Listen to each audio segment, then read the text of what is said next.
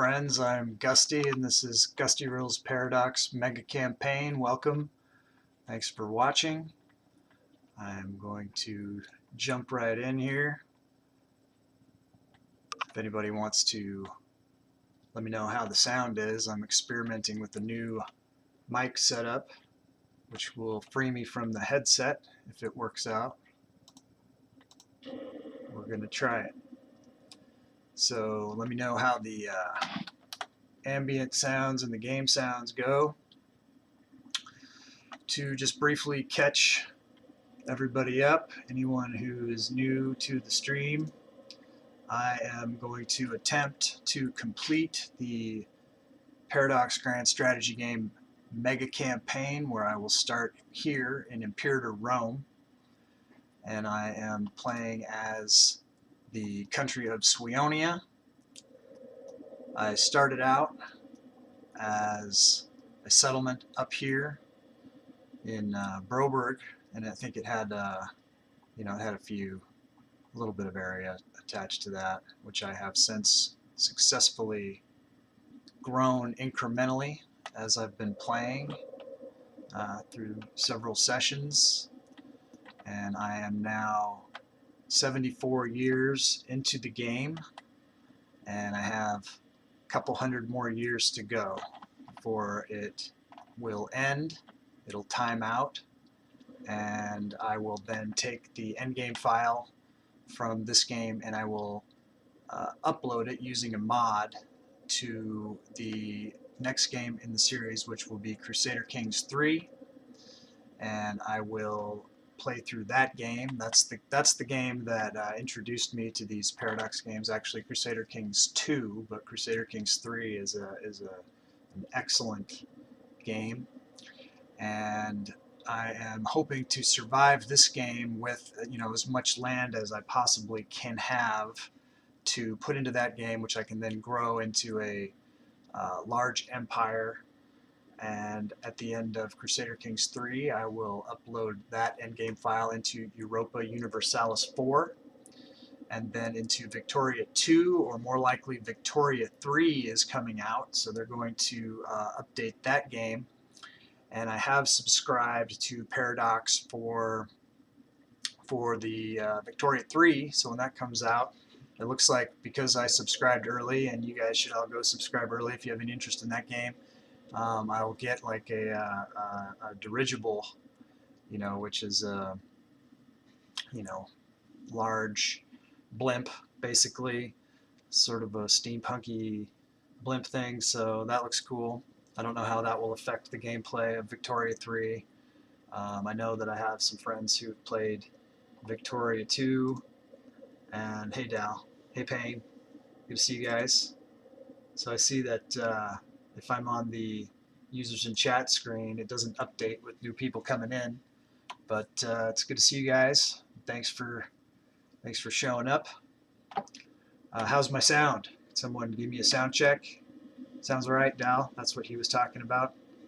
It's good. Hopefully that means the sound, and not maybe he was talking about one of those other games that I was talking about. But all right, good to hear. Good to hear. So yeah, it frees me up from that headset. You can see my jawline. It's looking good. So I don't like to cover up. So hopefully this works out. Eventually when I get into hey JJJ, it's my good friend J. Jonah Jameson over there. Black Crusader, thanks for coming back. Glad to see you here, and I'm looking forward to the project that you look like you're putting together over on your site there too. So keep me updated on your progress over there. I was just talking about the mega campaign, and I was up to Victoria 3, which will likely be out by the time I get there. I think that's going to come out in the fall sometime. I'll have to double check on the release date on that. If it's not out, we'll go with Victoria 2. I think that one thing to consider also is the modders who do the game files that you can put into the next game in the series. you know, Victoria 3 just comes out, they might not have it ready to go to put into Hearts of Iron 4, which is the next one in the series. But those guys seem like they're on it. They know that there's gamers who are interested in trying to do this run. And then after Hearts of Iron, I will do a Stellaris. Now, they've said that you don't really need to do an endgame file to go into Stellaris. I think that they have made one. It's kind of sketch, but if you're going to be Earth, then I think you can kind of design your civilization a little bit. That you know, I'll just keep a real close eye on like who has the most, you know, power at the end of Hearts of Iron 4 and design. If, you know, if I can't just do a straight end game update to that, then I will, you know, construct it, you know, to be as close as possible to, you know, who was in charge of the planet Earth at the end of the World War II period there. And we'll go into space with Stellaris, and I'm really interested to see, you know, what the difference in the gameplay for that game. Like I said, the most experience I have of these games is with CK3. I've been teaching myself this game as I've been going along, and if any of you have any experience playing this game, right? You know, but you know, who knows genetically? You know, we may have tweaked the genetics of the people to the point, you know, where we're just giants. You know what I mean? Who knows? Maybe we'll be able to tweak the starting species for that game a bit. I don't know. And I'll be tapping you, Dal, to help me out when I get to Stellaris, and you know, since you've played it before. So Black Crusader, if you're still here, have you played Imperator Rome? Do you have any experience with Imperator Rome? Have you played it through?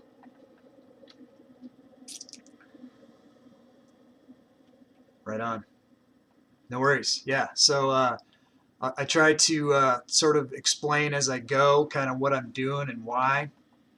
Over the course of the different episodes that I've put out, you know, I've started as a migrating tribal, and then we became a settled tribe, and then just in the last episode, towards the end, I transformed the barbaric Suionia into an autocratic monarchy, which is pretty cool. It's changed the government interface. It's changed, you know, how my succession is going to go. It's not so much between all of the different tribes that used to make up our tribal country, and now the power is residing in the hands of Gundred here. And you can see Rickamar the First. You know, we've got the same kind of hair. You know, we got the same hairstyle, so that's kind of cool. And his son here, you know, is the heir to the throne, and you know, he's got 1,000 of succession support here because he's the first son of the ruler. And the people who are otherwise in the running for it here, these guys are called the pretenders to the throne.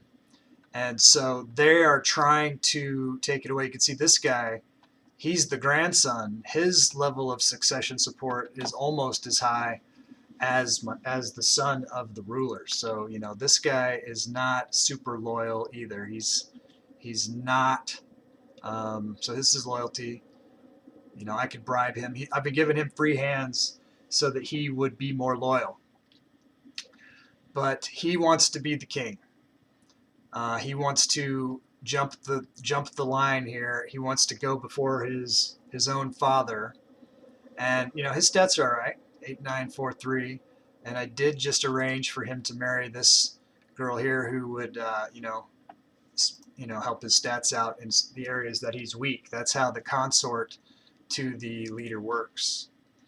So you can see that, you know, his current wife, Rickamar's wife, has a real high charisma score, which is good because his charisma score is in the dump right here with the 2. So because he's got his wife to help out, you know, that's going to help him with his charisma. I guess when he needs charisma, he uses his wife's stat, so that's pretty cool. So yeah, so I just made these guys a monarchy. The other thing that I just did, oh, it's good, Crusader. I'm having a good day here. I've got the house to myself. During the last stream, I don't know if anybody saw it, my wife crashed into my backdrop and knocked it all over the place. So I got, my wife isn't home right now, and the dogs are outside. So hopefully there won't be any blooper reels with the backdrop, crashed into the floor. That was, Wizard of Oz kind of moment there. But yeah, man, my day's going real good.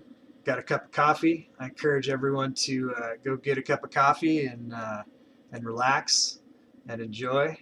Hey, Dal.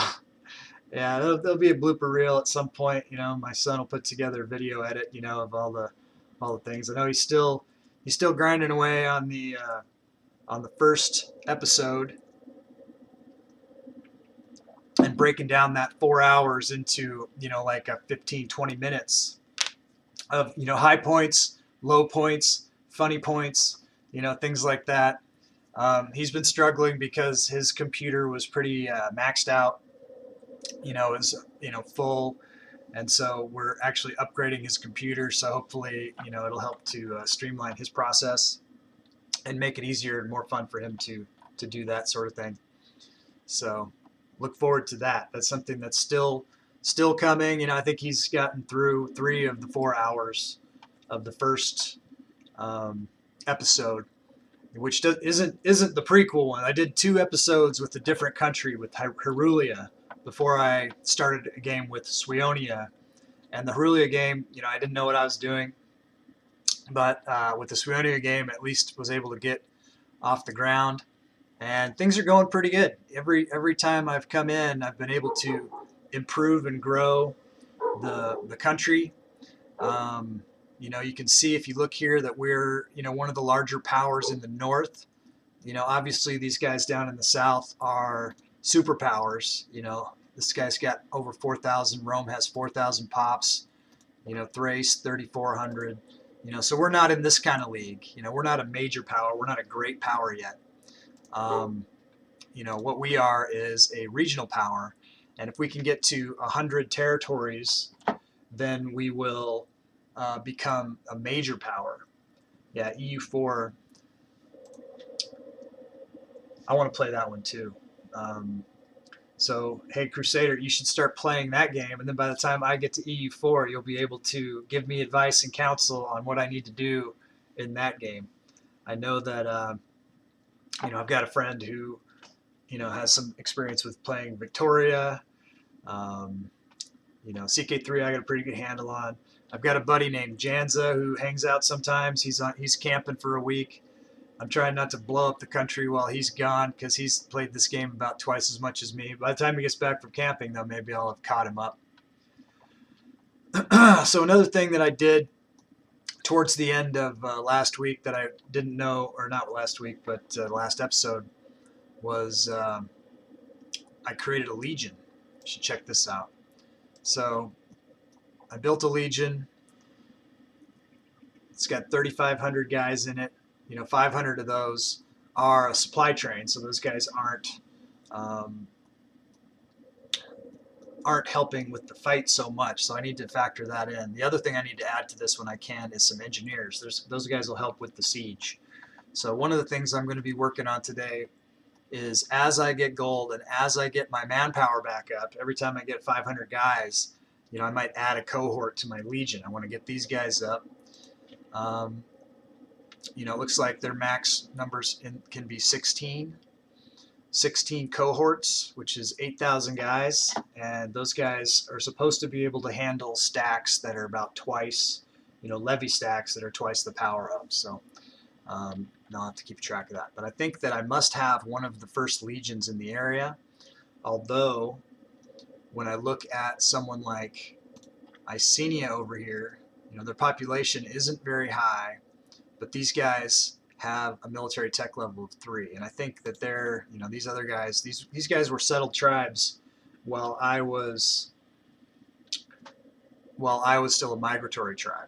Now my technological level is 0, and I'm trying to get more citizens and stuff. That's one of the reasons why I've settled down, is so that I can get more of the nobles and more of the citizens that will help me to raise my technology level. So the mission that I'm currently working on is called the Pearl of Scandia. This is the Scandia region, and this is all building like infrastructure and stuff for Suionia.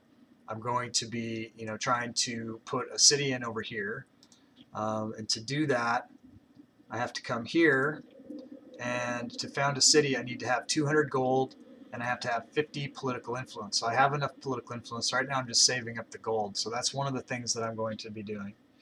And remember, I'm going to be building up my legion, because I want to get that up. So I still do have some levies, so I do have 5,000 guys here for levies here, and another 2,000 here. So that's 7,000 plus the 3,500 I have here. So, I got about 20,000 guys that I can fight if anybody attacks me. And then the other thing I want to do is I want to try to get to be a major power. So I'm going to have to be looking at some expansion. If I had to say that I was concerned about neighbors in my area, the ones that I'm most concerned about are these guys who migrated in over here, this Cadenatia. And I'm not so afraid of them, although they are part of a defensive league with Estonia and Lacacia down here, but they're also allied to Teresia, who is 742 pops. They've got, more than twice as many pops as me. So if I mess with them, I'm messing with Teresia. So one of the things that I was wondering about, and if anybody knows, or, this is one of the things I'm going to have to be like looking into, if I attacked, say I moved through, see I'm bordering Cadenatia here, and if I took out Rudignia and I wanted to fight Cadenatia because I just wanted to take out this northern part, like I don't want to mess with this stuff down here, right? None of these guys. I wonder if I could attack and occupy this top part quickly before they get army support from these lower areas.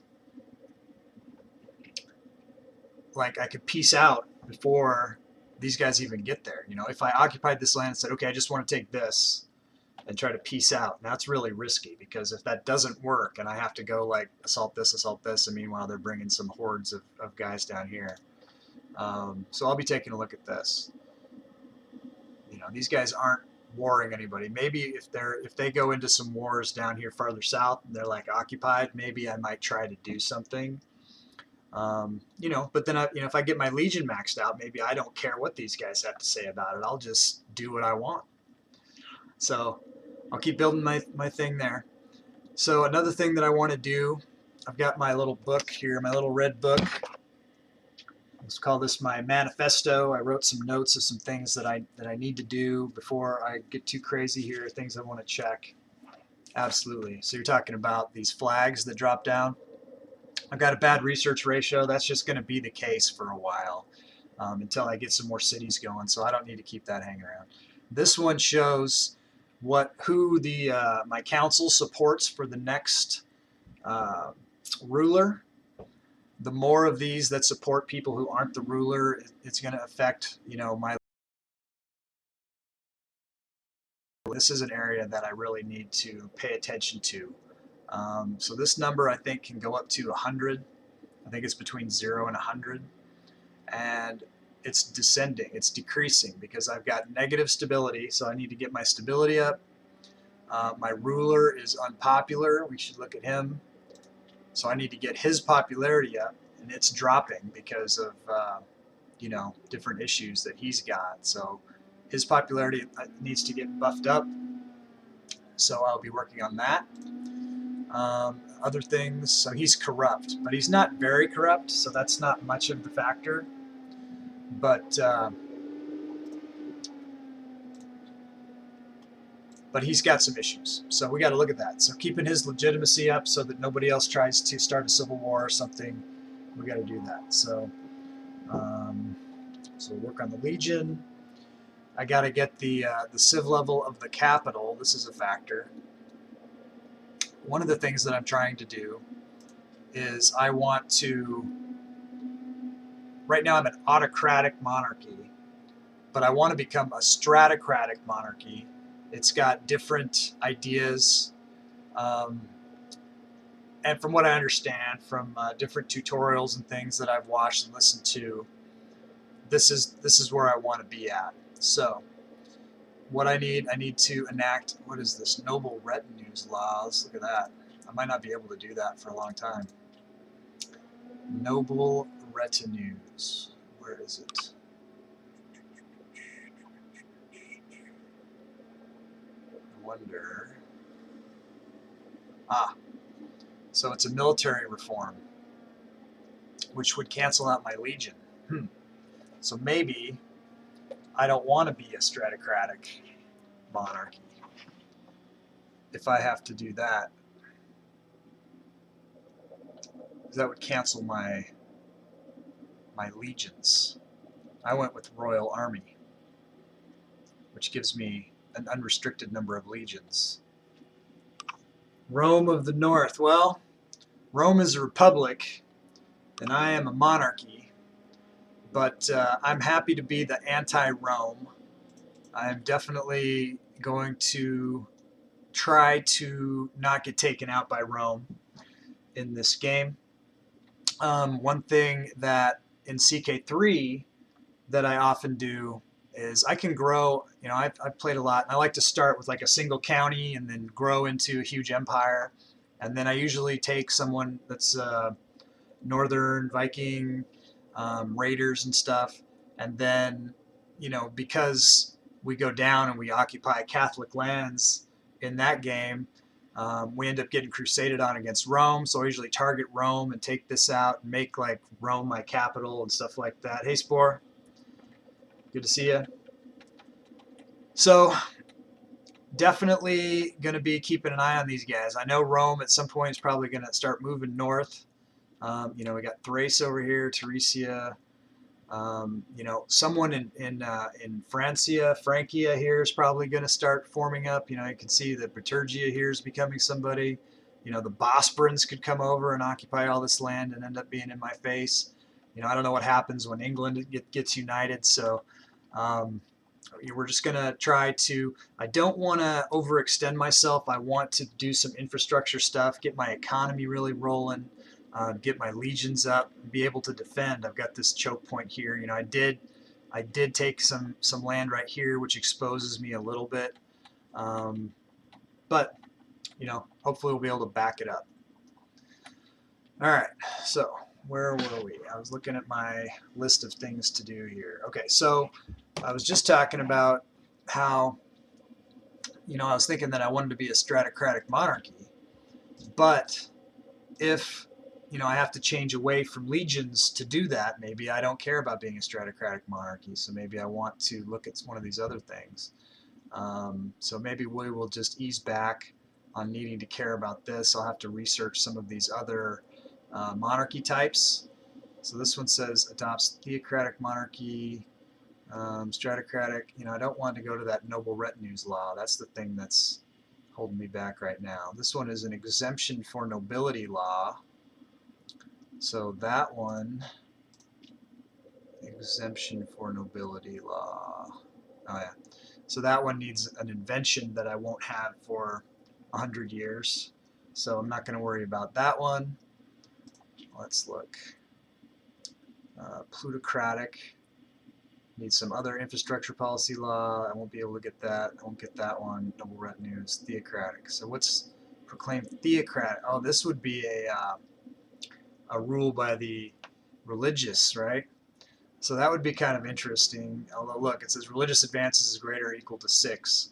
So we're just going to forget it. We're just going to be an autocratic monarchy for the near future. I'm not going to worry about having that civilization level in Broborg for a while. I don't need to focus on that right now. You know, if I ever get cohorts or something like that where I don't need to have this this particular law, this Royal Army law, but we like this, so we'll just go with what we've got there. We'll focus on our current mission. All right, next on the list, city in Cimbria. Yep, we'll work on that. Keep legitimacy up. So Destroy the fort. No, we're not going to do that. There was something I can do for the legitimacy. If I go to the government, so there's a button right here called Increase Legitimacy. So for 5 years, he'll be working to increase his legitimacy. Because remember, we're losing legitimacy by 0.27. If we click on this, we'll gain some of that back. And it'll cost us a little bit of political influence, but we're going to do that. And there we go. So, yeah, so that's taking a little bit of the edge off there. We could keep doing this. It would cost us more and more of our political influence. We're going to try to hold off from doing that. But we'll do it a little bit. We'll do it if we need to. All right, we need to check the loyalty of some of our officers. When the general and the admiral, these guys, when they get lower. All right, I'm listening, Spore. How did I get a baby as one of my generals? These are not my generals. These, okay, so I just turned my area from being a tribe into being a monarchy. So these are the potential successors to the crown. So this is the royal family now, the Gundrids. This is the son of the king. This is the grandson of the king right here. He'd like to jump over his dad and be king sooner. He doesn't want to wait. This Ingmund Gundrid, let's look at what his parentage is. So he is great-grandson, right? This is the grandson, so this is a great-grandson. So he's in the line, but he is not, you know, the lower this number is, the less support they have to become the next king. Absolutely. So this is my son. He has this son, so he does have, so that's covered there. And then he has that son. So hopefully, if everything goes well, you know, we've got a solid succession for a while. It doesn't have to go into question or go to some other family or something like that. All right, so what I was just talking about, though, is I've built this legion, and the leader of the legion is this guy Siglet Gundrid. He's a pretender for the throne too. How old you're in the game? How old is the king? Or how long have I been playing? Baby general, that'd be hilarious. So currently the year in the game is 524. It started at 450, so I've been playing the game for 74 years. This king is 62. He's in perfect health, so hopefully he'll be able to be the king for a while. So he's 62. You know, as long as he doesn't get assassinated by anybody or something like that, I got to check, make sure, okay, so this guy's assassinating somebody. Let me make sure it's not the king. Nope. It's someone in the Hromdrid family. I could get involved here if I cared, but I don't. I don't really care. Dying of dysentery. Or are you playing the Oregon Trail version of Imperator Rome? That's ridiculous.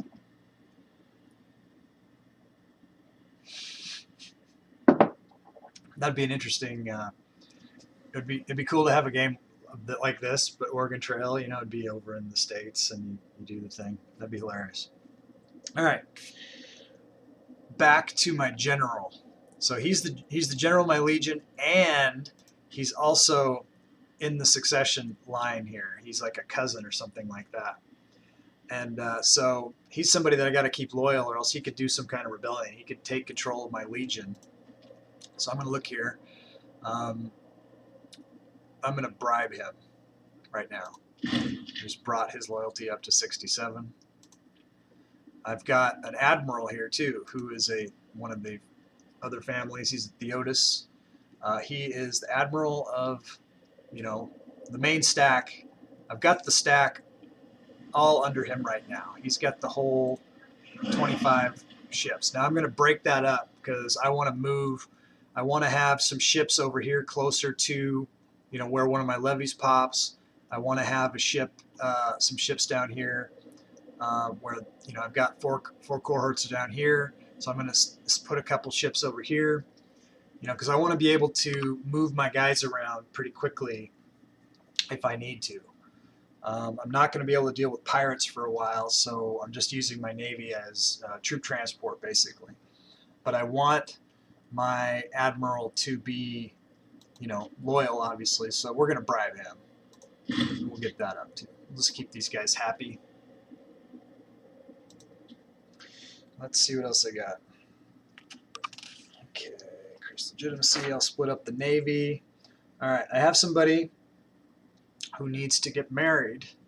Let's see if I can find her. It's a Gundred, so I'll go down here to my family line. I'll show families. I'm in the Gundred line. What's her name? Blah, blah, blah, blah, blah. Hildred. Mundhild, Sighild, Dwamhild, Malhild, Eidhild. Okay. So Eidhild. So Hildred's a guy. He's 16. This is going to seem weird, but I'm going to marry him to Eidhild, and I don't think they're not brother and sister or anything. So they must be cousins, which is fine.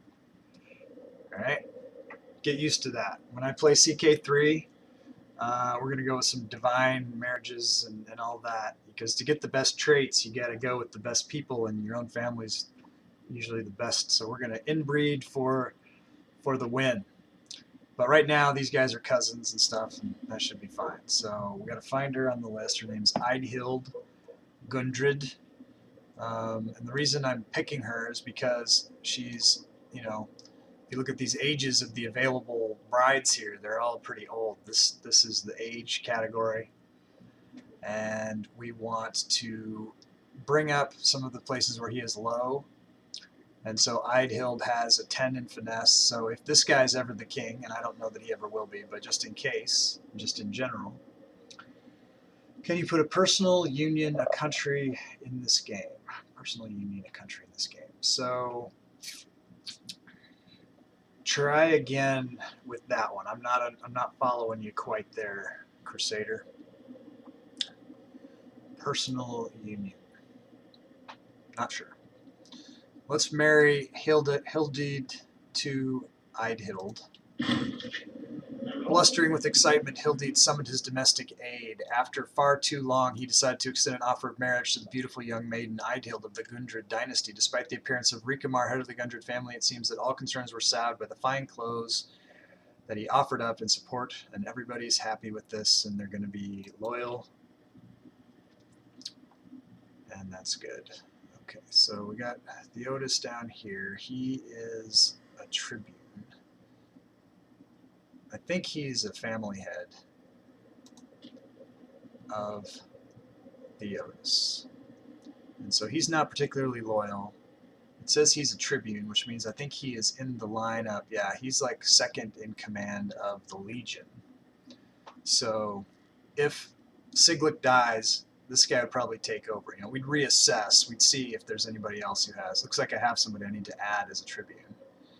So let's see who's next up in the line. We want to keep power in the Gundreds, so we don't want to overpower the other families. We want to keep personal unions uniting a country. Uniting a country. I mean, that's what we're trying to do. You know, we're trying to keep it together. We're trying to keep all of this together. We do have, if you're talking about alliances, we do have an alliance with Chassia, which is this country right here. So you can see if we go to show opinions that, you know, we have the best relationship with Chassia. We have pretty favorable relations with some of our other neighbors. There's other ways to do it too. You can have vassal countries. You can have tributary countries. You know, you can take them over and have them not be part of this, but they could just give you money, or they could support you as an alliance. That's definitely a thing. I haven't done it yet. Mostly I've just wanted to capture and incorporate everyone that I have taken over into my own thing. And I think I'm going to keep doing that until I get to where I want to be, which is, you know, I would like for this to be a southern border here, the Rhine River. You know, I would at least like this Albus River to be a border, because then if people are going to try to attack me, they have to come across these bridges. as opposed to being able to do it from just anywhere. So if I could, if I fortify the bridges, then it makes it that much harder for people to attack me. The other southern border that I see for myself, if I had, if I wanted to expand that far, and I'm not, too psyched to do it, because not at this point, because I don't want to overextend and I don't want to put myself like within striking distance of some of these larger areas. But this mountain range right here, for the same reason, I can bottleneck some gaps and make it harder for these southern areas to come up into the north. Like look, we're already getting penetrated by Cadenacia here. So I hope that answered your question. There are ways to do tributaries. There are ways to get vassals that will support you, and hopefully at some point in this game we'll get to explore that. But I'm not. If I was going to take over any of these people, I'd want to make them into my region so that I can expand the total number of territories.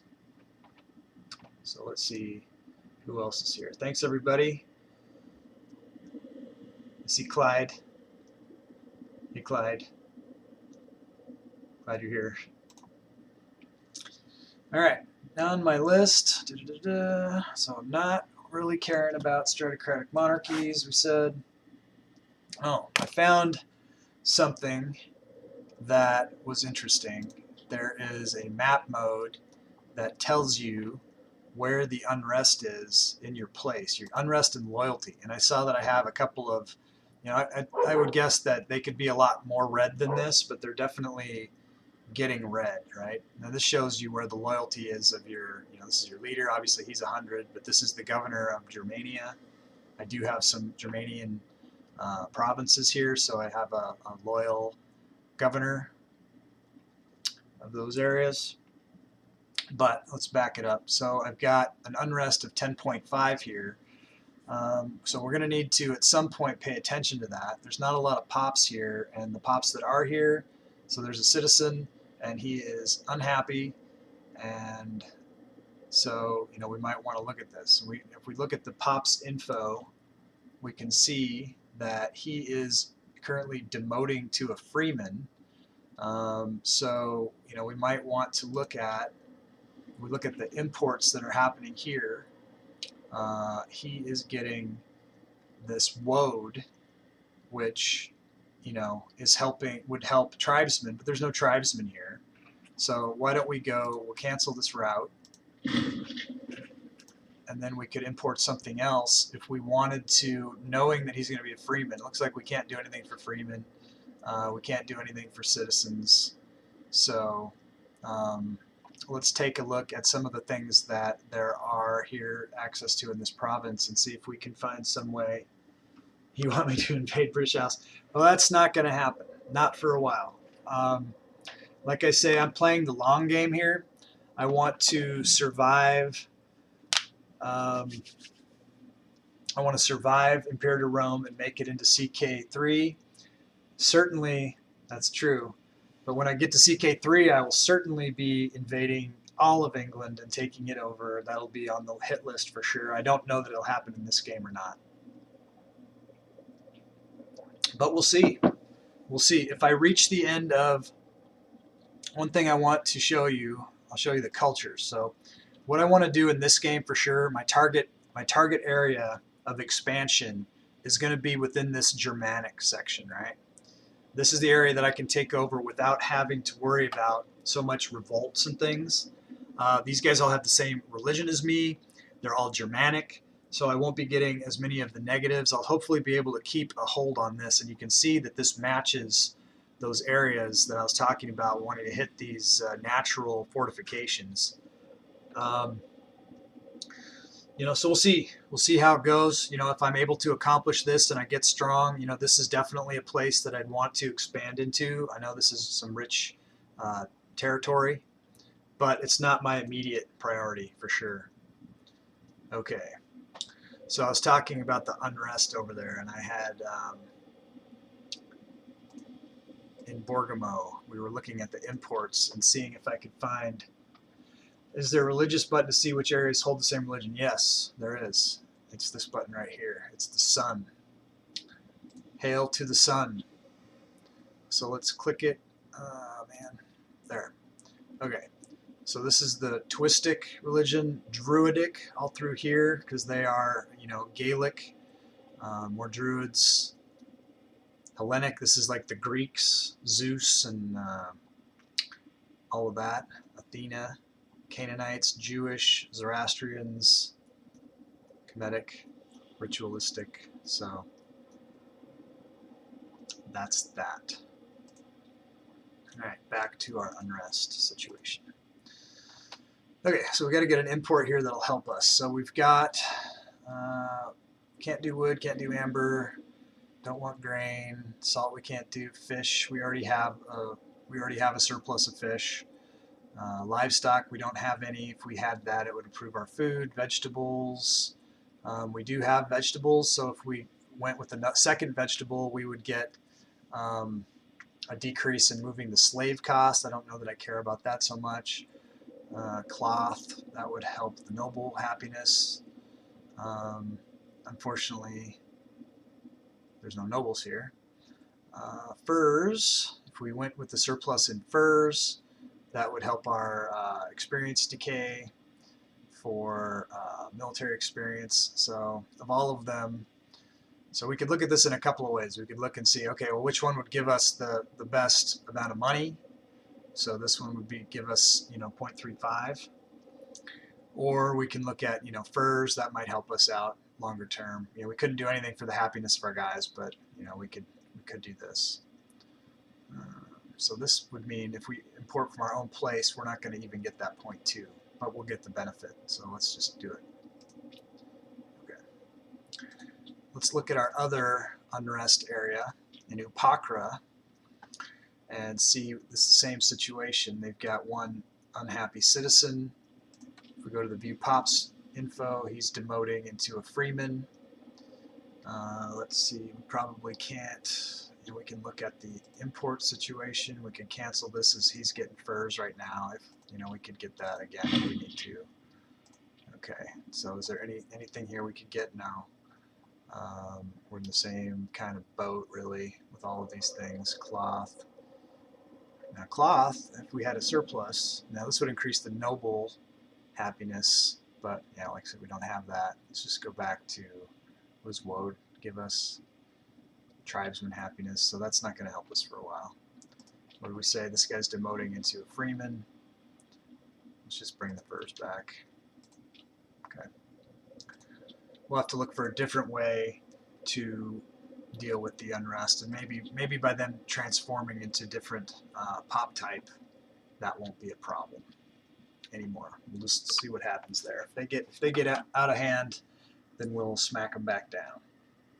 All right, so the German update the research. Let's look at our researchers. I feel like I had a researcher who wasn't really pulling his weight. This guy down here, Malagris. So this isn't even one of the major families.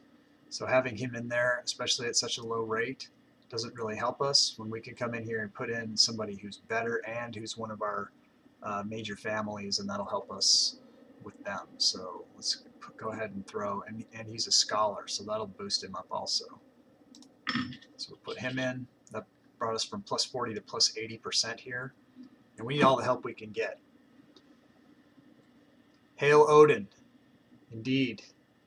Hail Odin. Hail to the Allfather. Yep. Certainly when we go into CK3, we'll be going for the Asatru religion or some variant of that. And I appreciate very much your support, Crusader. Okay, so we did that. We swapped out our researcher. That was good. We can look at our governor policies real quick of our different provinces. And when you look at this, you know, this Germanic governor that I put into place, look what he's doing. He's trying to do religious conversion. They're already the religion. That's a dumb thing to put in there. So if we look at it, the loyalty of the province, you know, is in question. So we want to come in here and we want to put them under harsh treatment, and that will bring up their loyalty. Okay. So that's important to do. So we'll do that. Something else we can do. The government, I don't know that we can do it since we're doing this increased legitimacy thing instead of holding games. I wonder if we could hold games also. So it costs us money. This, if I do this, it would increase his popularity. And so that's a factor. Remember, his popularity is low, and that's affecting his legitimacy. So let me see what happens if I click on that hold games and see if that's a thing. I think it'll just do it. For 5 years, his popularity will be increasing. It's going to cost 72 gold from himself. He has 148 gold, and then the country will match that. And then people will like him better. So we lost a little money. You can see it paid out of his personal wealth as well. And we're holding games for 5 years, and the people are happy about it. You can see we're increasing by 0.1 per month. So he's still going down in popularity, but it's very minor. And so hopefully we'll be able to offset that with some events or something like that. Cool. Okay. Well, that gets us where we go. Now we're going to unpause the game, and we'll see what happens. We've made all of our sacrifices. Okay, I don't need to save it because I'm playing on Ironman. So we'll just move forward. Onward and upward. Here we go. The upcoming games. In true Suionian fashion, our benevolent ruler Rickamar I has ordained that there will be a period of games and festivity. While it is not commonplace, many of the common folk and court alike are pondering whether Rickamar himself will take to the sands. We will be pagans. Absolutely. Well, I mean, it'll be interesting to see how it transforms the game file. It'll be interesting if I expect it'll be pagan, but I wonder if it's going to carry the Tuistic religion forward, or if it will call us Asatru, or if it will stay as Tuistic. So I'm really looking forward to seeing how the conversion of this file into CK3 is going to change that CK3 starting game. I'm super excited to see that, and can't wait. But I mean, I can wait long enough because we're, yeah. So, you know, I think they'll definitely be Norse or Germanic. We'll see. So at some point we will reform whatever religion it is that we start with over the course of that game, and we'll be able to, you know, make it into what we want. Usually I support like witchcraft and you know, things like that. Being a witch in that game is really good if I can get witchcraft into the dynasty. All right. So, whilst it is not commonplace, many of the common folk and court alike are pondering whether Rickamar himself will take to the sands and prove his bravery for all to see. He'll gain 5 popularity, so we're really trying to do that. Nobody will look unkindly for declining due to his advanced age. So I wonder how dangerous it is for him to participate. He's going to try. He's brave. Okay, onward. Because he needs all the legitimacy he can get. The Grand Suionian Games. The raging sun beats down on the competitors, glistening with oil and sweat. Many weeks of events have come and gone, with whispers amuck regarding this final event, the javelin hurling tournament. The crowd cheers in jubilation as Rickamar appears, accompanied by garlanded Suionian youths. None dare question the majesty of such a titan of competition. It comes, however, as a surprise when Rickamar slips and falls at the very last moment, automatically forfeiting the match. The Royal Guard quickly clears the arena of competitors and tends to the reeling Rickamar. A splendid effort nonetheless, and he loses 5 health, but he gained popularity. So it's a give and take. Okay, so we're keeping an eye on our manpower. We're keeping an eye on our treasury. Remember, we need to get this up to 200. We need to get our political influence above 50 so we can build a city and complete a mission requirement.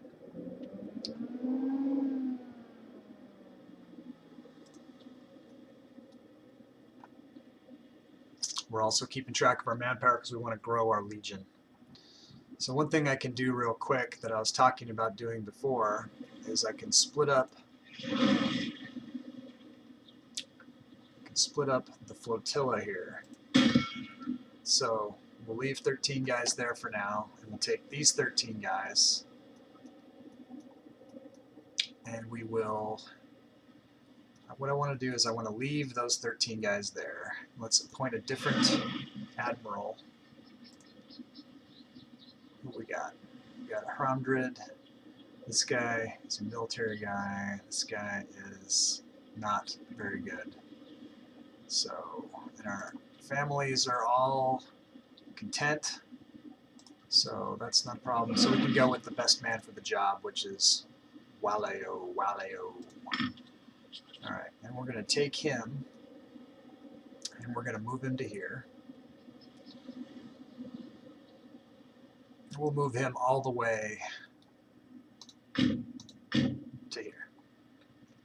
And then he'll be the troop transport for these guys if we ever need to do that. My favorite season of the year out of spring, summer, fall, and winter? Is that the question? My favorite season is spring. So I live in Alaska. We have a very long winter generally. And when spring finally comes and breakup happens and everything comes back to life, that's a pretty wonderful time. We're always really happy for spring to come. The temperatures also aren't too hot. You know, in summertime sometimes it gets a little muggy, gets a little hot. In spring there's no mosquitoes yet or anything. Yes, I will go with spring. The birds come back. It's a glorious time. It starts to warm up.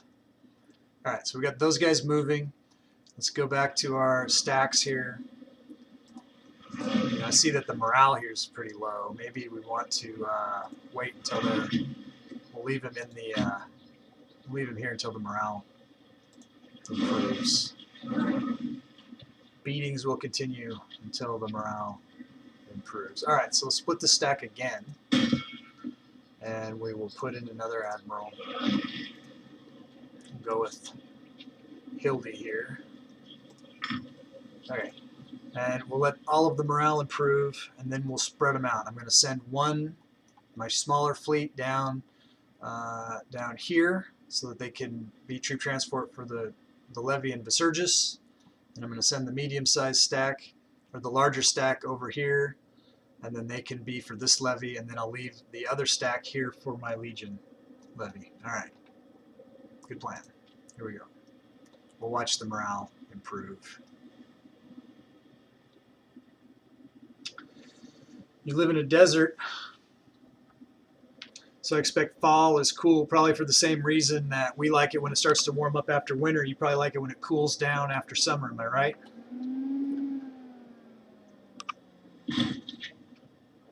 Pause. What just happened?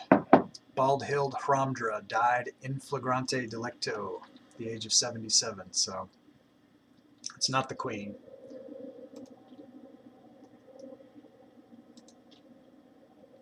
Just glad it wasn't the queen.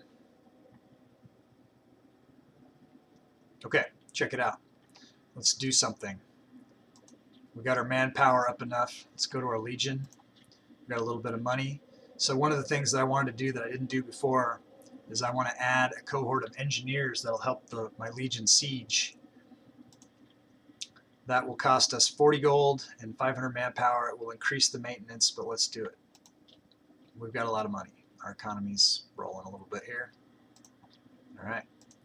So now we've got 4,000 cohort here, and we've got some engineers. We've got a supply train.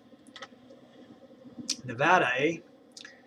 I actually, my wife and I own a timeshare in Vegas, and we have done several trips down there. And we got married down there at Red Rocks. I enjoy Nevada. There you go.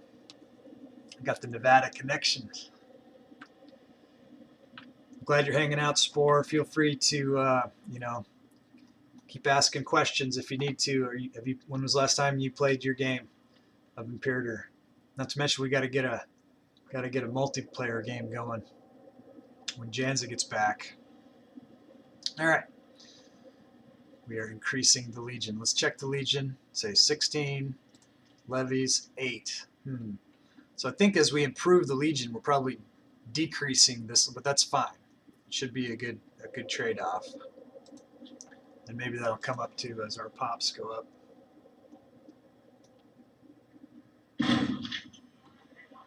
Both from Carson City. Crazy. Small world, man. All right. Trade influx. Our trade agreement with Rugia has yielded a splendid return on investment. Along with the flow of wealth between our two states, the movement of people is accelerating. So here's Rugia down here. Our city of Broborg has been blessed with a wave of fresh migrants who believe that they stand a better chance of building their lives in Suionia. Who are we to deny them? So we'll pick up a tribesman and a freeman from Galindia and Rugium to Broborg. Broborg, you know, is already at capacity. If we deny them, we will lose. What the heck? Okay, strike the earth. If we do this, and we pick up a couple Goths for Broborg. If we don't do this, Rugia, we would get one tribesman from Galindia to Broborg, and one of them becomes a slave. Interesting. Well, we'll just let them come, and we'll let them migrate out. If we have too many guys, that's all right. They'll find a new place. They'll move out. It's not like they're just going to die. All right. How is our how are the loyalties of these guys going here? He's near death. 400 here. He's near death too. D. Theotis, very poor health. Maybe not. So, Crusader, I have two sons. I have one that's 14 and one that's 13. And the 14-year-old is helping me with video editing and stuff. He's the guy who, if you've seen that the teaser trailer that I've got on the YouTube, he made that for me. And he also made, using some artwork from Spore, he made an animation at the beginning, that countdown timer. Let's check this out real quick. So yeah, so maybe you'll cross paths with him one of these days. All right, several years of widespread crop failures taking its toll on our country. That's not good.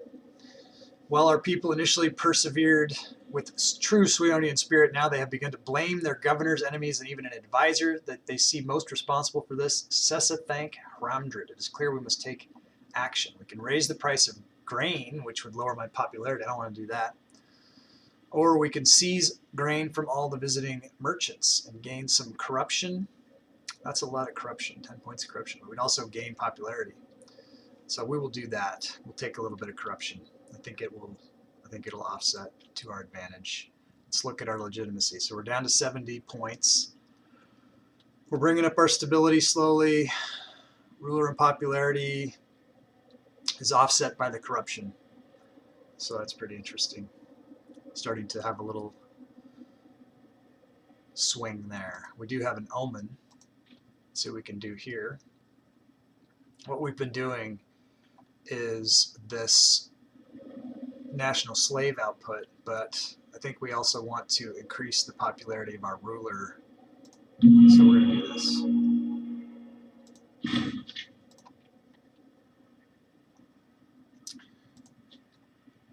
Oh, Crusader, you never ask a lady their age, man. Gotta learn that lesson.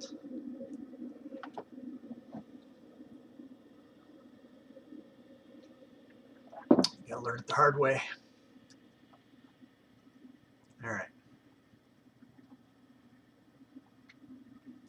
How's our morale over here? It looks like our morale has come up, so let's click on our different units. This is the 6 stack with Hildy. We're moving him down to here. Now let's go up here. That stack's going to stay with our Legion. that is the Legion. Okay, let's go to our... Alright, that's the guy moving out. Come on, where is...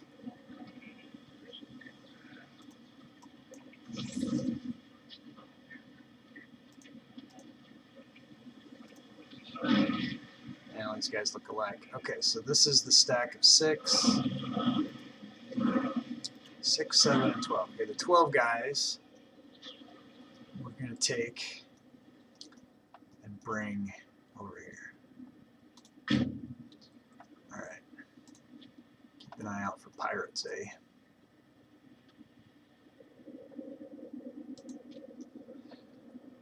How would you know? You wouldn't know. Now you know. Alright, come on. No whammies, no whammies, no pirates. Get there safe. Don't take out my stack.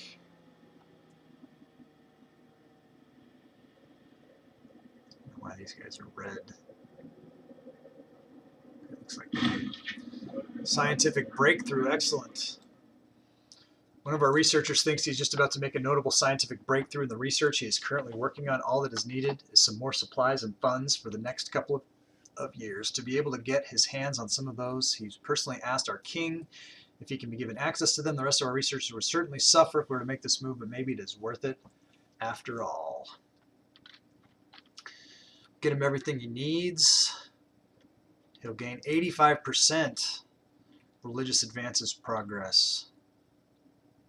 We're going to definitely do that. We'll gain a little corruption. That's right. All right, pause, pause, pause. Look at this. Awesome invention. Okay. Let's take a look. Yeah. Yeah. We'll play soon. We'll play soon. All right. Let's look at the advances and see where we are trying to go here. So there's cohorts down here. See what all the options are. Learning on the job, we could get starting experience 5, starting experience 2.5. That's not as good. Supply limit improved. Material science, army weight modifier. You know, those things are good and all.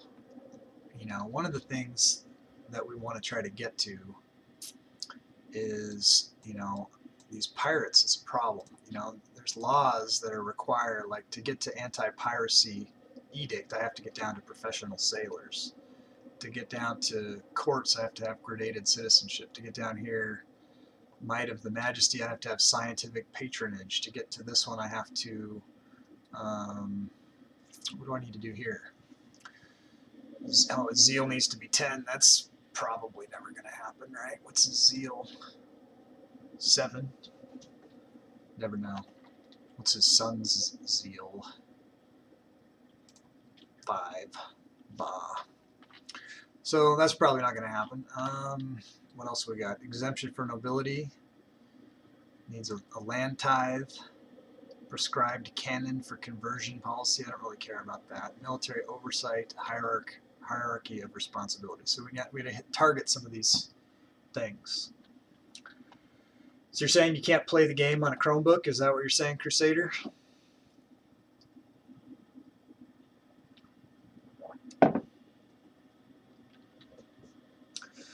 That is a bummer. And you're not quite old enough to go gambling at the casinos. And you're under the age for getting a job. So, at least that kind of job. I don't know if there's like an online, you know, I don't know what the ages are on. So there you go, MacBook Air. Guess you got birthdays and Christmas. You better save up. You could start. Well, there's no lawns to mow in the desert. There's no snow to shovel in the desert. What do they do in the desert for kids for money? Paper route? Don't know. All right, where are we at here? So we wanted to get down to professional sailors and be able to take out the pirates, then we would want to get this astral navigation, which increase our navigation range, but I don't know that we care too much about that. I know that the oratory advances can really help with improving the relations with your neighbors and stuff.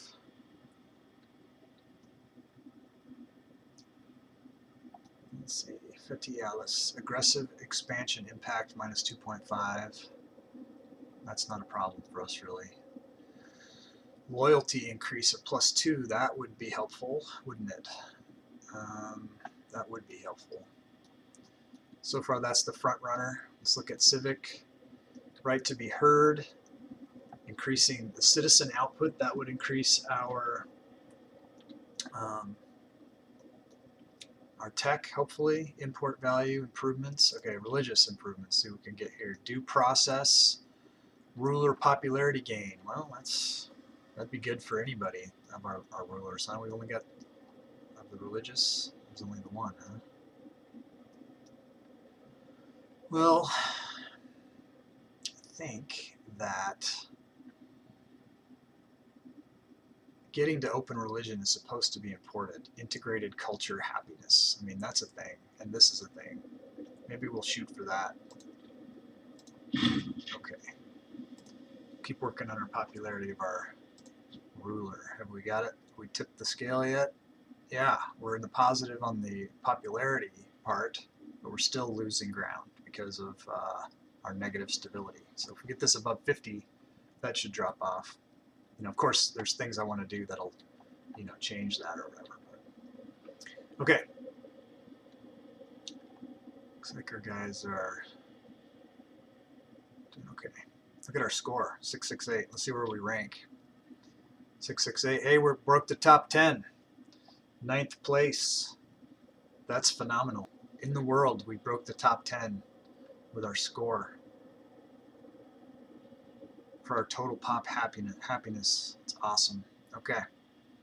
And Egypt is within striking range here for score-wise. That's impressive. That's it's changed quite a bit. Okay, let's look. Teresia is at war. Who's Teresia at war with? A bunch of people. Laodicea, Carnia, Cataria, Duria. So I don't know who went to war with who, but it looks like Teresia is hopefully going to get chomped up. If they can get chomped up, then I don't have to care about them so much if I wanted to take out Catanacia. Well, good luck finding a house. We're shopping for a house too. You know, we've got a nice house, but we're going to be we're trying to upgrade and get into a bigger place. We're looking to get a place on the beach. Ideally, that would be sweet. You know, I want to get a nice little streaming studio in whatever place, so that I can have more, you know, quality streams. I'm trying to improve the stream a little bit all the time with my incremental growth strategy, where I just want to grow a little bit at a time. Crusader, if you have any friends that enjoy this kind of content, you know, you're welcome to share the links and stuff with them. Trying to grow the channel here. All right, let's keep plugging away. Good things are happening. Let's keep an eye on this war. I'd love to see Teresia be destroyed. I want them to not grow more, which is the other thing that could be happening here. Uh-oh. Pause. Someone died. Malavendus Merobades, he was the head. So when the head of the family dies, I need to go look at it. And I want to keep an eye on the heads of the family and make sure that they are. So he was a Merobades. So I want to get Malabrand up here. Keep an eye on him, since he's the new head of the Merobades family, and he's in the green, so that's all right. Let's check. The other thing I want to check from time to time is the power base and make sure that my lead family is still leading the power base, and make sure I don't have to take away holdings and stuff like that, and that we have more prestige and things like that. So and make sure that everybody is, you know, content with the number of positions that they have. And so far everybody is. So things are going good.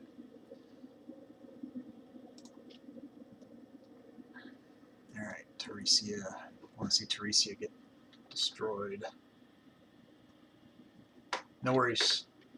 No worries, Crusader.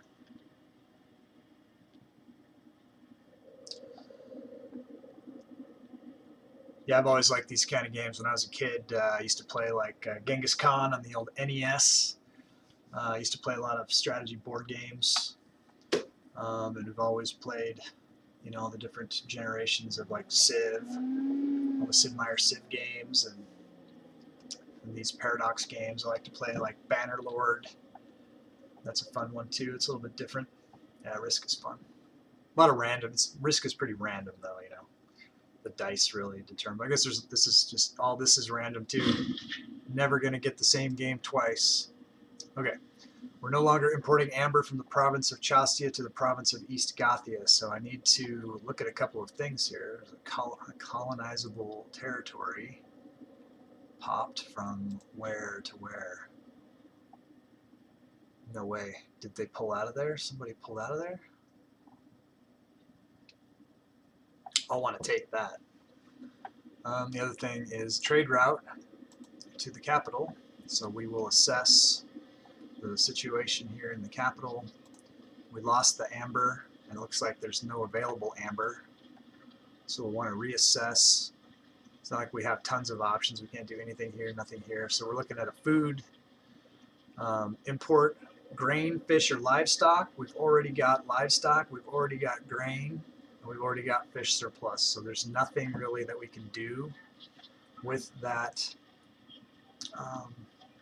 import slot. I mean, we could do it just for pure money. And if we were going to do that, then we'd want to do grain or livestock. So, you know, money's better than no money. So let's do that. And it doesn't really matter which, right? Let's pull it from livestock because there's a lot more options there.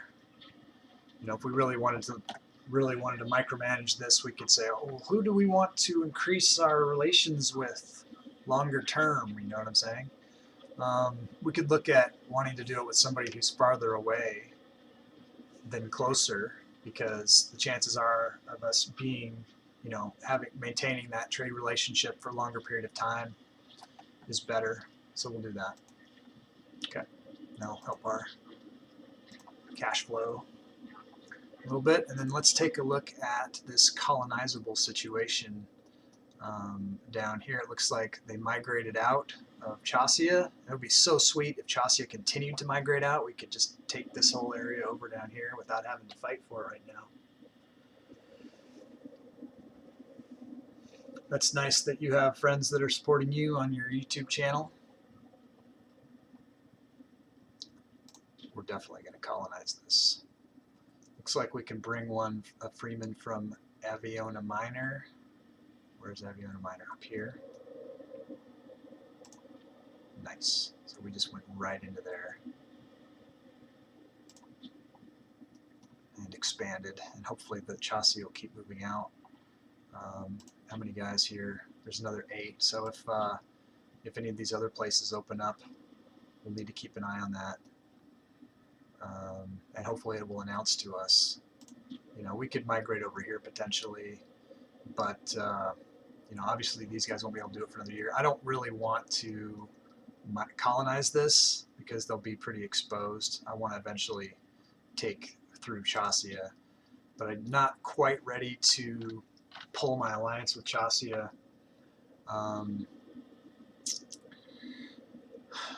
Yeah, we'll just keep doing our mission here. We're close to 200. We've got our 50 here. We'll be able to build a city over here in Cimbria pretty quick, and then we'll move a bunch of pops, and we'll do that. We're also getting ready to have another advance into our legion. Oh, we got a cute event here. Sessabank. It's truly a dire advisor. People laugh openly at stories of his sheer inability to lead, and our enemies eye our lands hungrily. It is safe to say our people feel most uneasy. We lose stability. Ugh, you're killing me, Sessabank. Alright, let's see who Sessabank is and what he's doing. he just needs some time to adjust. Let's take a look at our advisor here. So we've got a guy who's better. I think at the time we needed a Haramdrid. I did subscribe to your channel, and I liked a couple of your videos.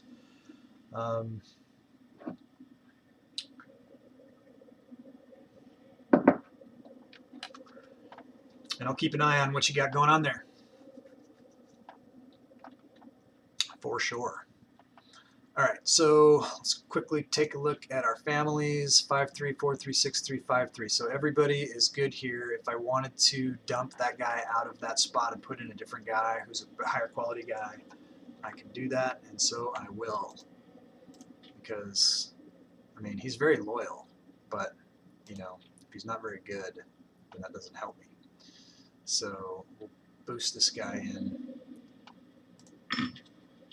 improve the quality of our philosopher.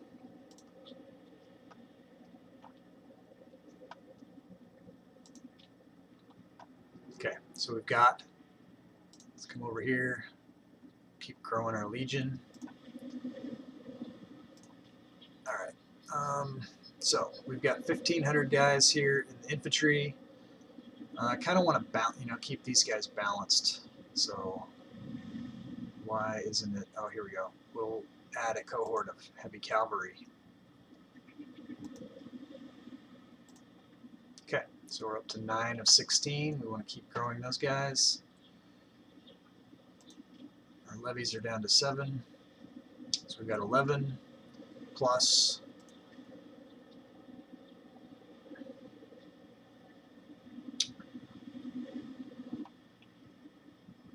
9, 20.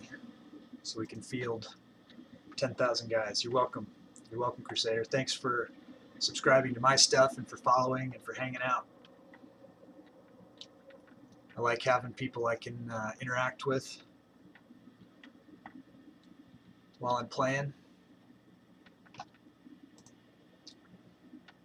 Who else is here? Paindal Daz. Daz, how's the sound? Is it better? Can you hear me?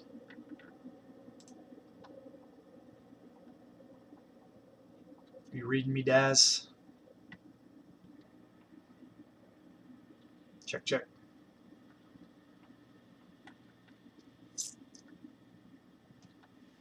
If the sound setup works better than what I had going before, that's a good thing.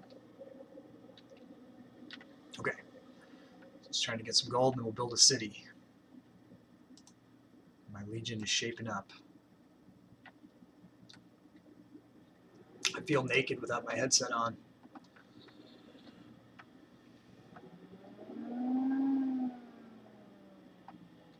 Prosperity. Under the guidance of Baldo Marabati, Suionia has gone from strength to strength. Some of our advisors are recommending the institution of a new tax in order that the national treasury might share in this prosperous area. So we could go an increase in the tax, or we could gain stability. We want stability.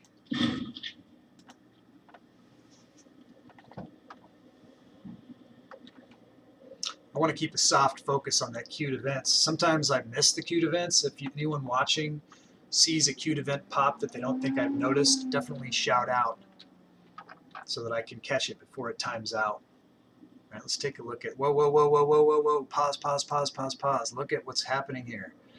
Chassia completely pulled out.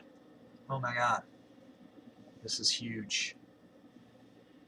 Chassia is moving down. Okay, it's time to spring into colonizing action here. Since I'm not a migrating tribe anymore, I have to do this in a different way. Man, this is huge. Okay, we're gonna be able to connect up, and we're gonna expand down here into Germania. Let's take a look at Saxonia. How much time has passed? So, Ionia Minor. Can't do it till August of 527. It's January, so that's 8 months. We're not going to wait for that. We do have money. So now, dang it. The question is, we could build the city. That would take all of our gold, and we need that gold to move the pops to do this colonization. This is where you have to make a decision. But I don't want now that Chassia has moved out. The other thing I'm going to do to Chassia right now, because they're not, watch this. Chassia isn't around anymore. Dissolve this alliance. You're not helping me. So I'll want to look at a new alliance. Probably if I could get, Burgundia would be strong alliance partner. If I can get down here too, where I'm like, connected up with them. So they better not cross the Rhine. Where's Burgundia at? They'll take the alliance. I've had an on and off. I've had an on and off relationship with Burgundia through this whole game, but I think that we want to be back on. Okay, so Burgundia is my ally. They don't love me, but this will come up, I think. It's not free because I got to pay to move pops. I got to pay 5 for every pop that I move. So let me look. First thing I want to do is I want to pick up Saxonia so that I can connect Visurgis and start getting into this whole area here.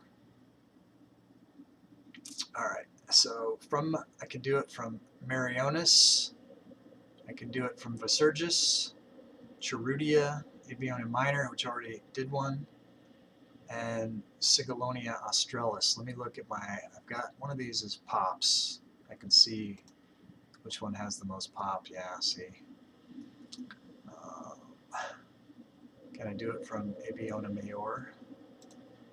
Is that one of them? All right, let me go here. And I want to pull pops from the places that can't, help with this effort. So I want to do it from, what about Cherudiana? Is that one of the options for Saxonia? Cherudiana, no. Okay, so let's come up here. We got 6. I only have to move 2 pops. We want to, like I say, I want to move from these other areas.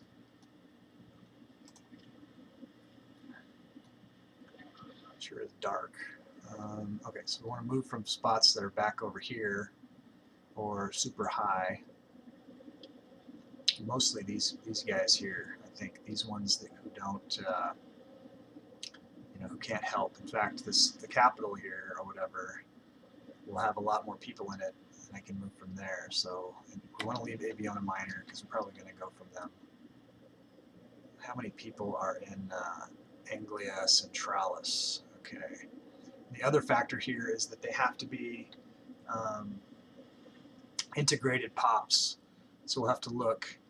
So we got Suionia. We know the Suionian is, and we know the Cimbrian is. Okay. So let's go back to Saxonia, and we'll colonize that.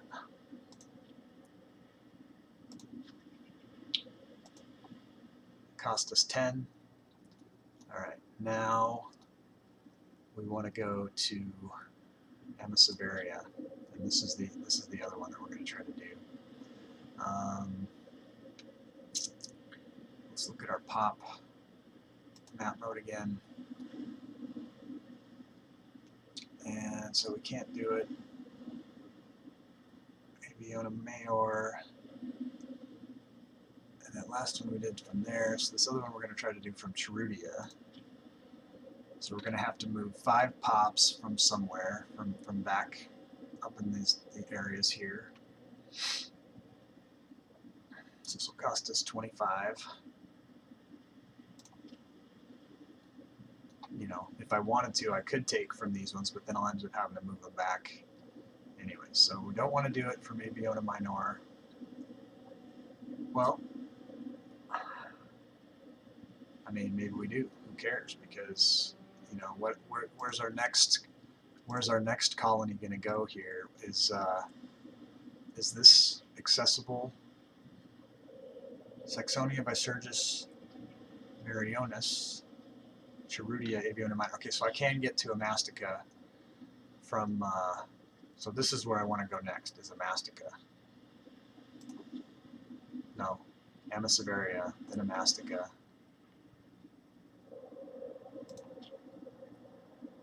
And I can only go from Visurgis there.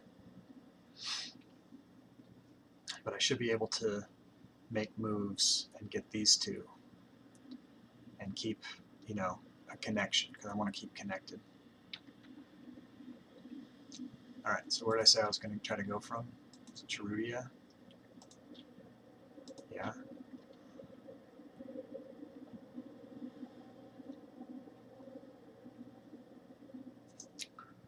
You know, if I spend the money, I can go farther. You know, I want to go as far as I can. You know, I don't want to be bankrupt, but we want to get the land. Okay, so we're going to go from Trudia.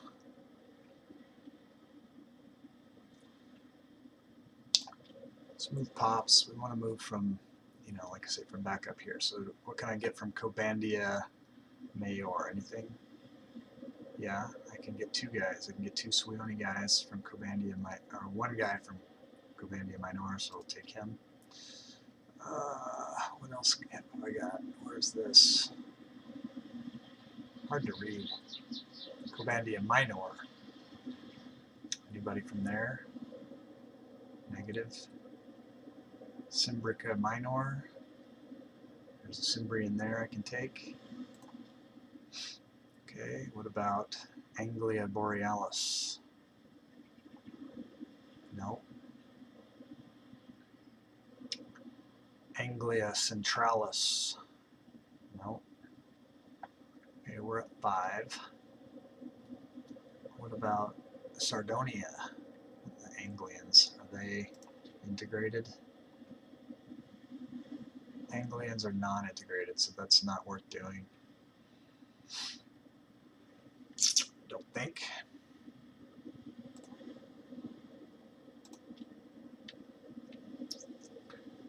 So I can't from Sardonia. What about, what is this? Anglia Meridianalis, Suionian. I'll take him. Okay, we're to 2. I think Cherudiana is off the list now. We'll take one from there. Okay. And what's left? Anglia Centralis. Where is Anglia Centralis?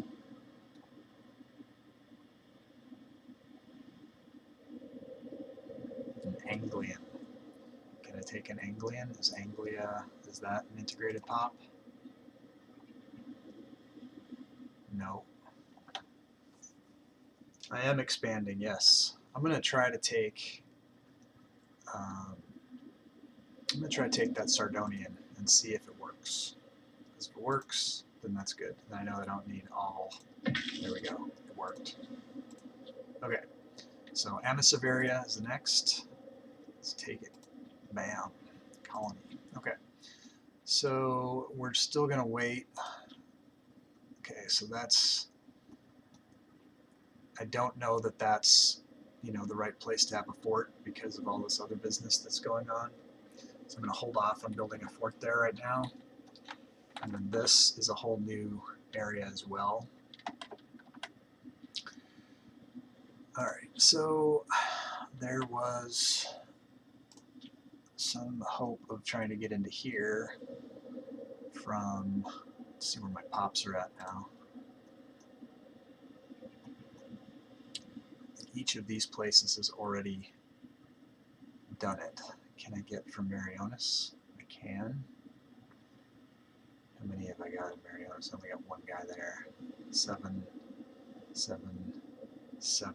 No, I got 8 here. So if I just wait until August, I can use that guy and capture another place. Hopefully it will not fill up before that.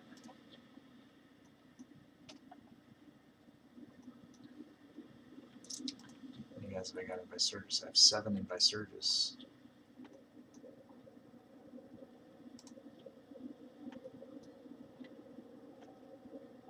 Did I already expand from Visurgis? I could pull a guy from somewhere.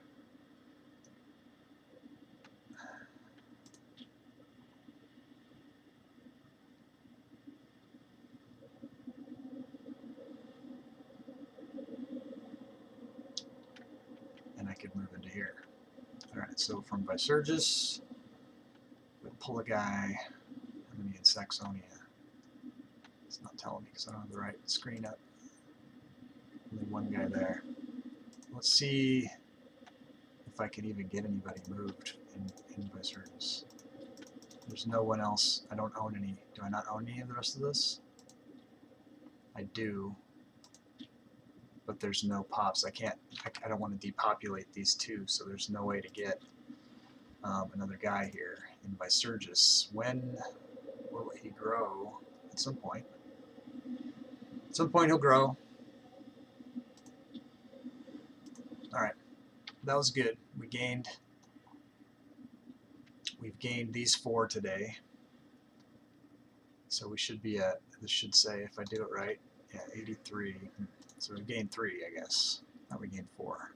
Oh, we already owned Viserys, that's why. We gained these 3 just now. And in August we can pick up this one. And whenever this one grows a pop, we can pick up this one. We'll start moving down. Alright. Onward. We're still trying to get to 200 here. And we can pick up a city in Cimbria. Hey, hey. Sneaky Pete over here. Zane. Thanks for showing up. You weren't that late. A lot of time to go.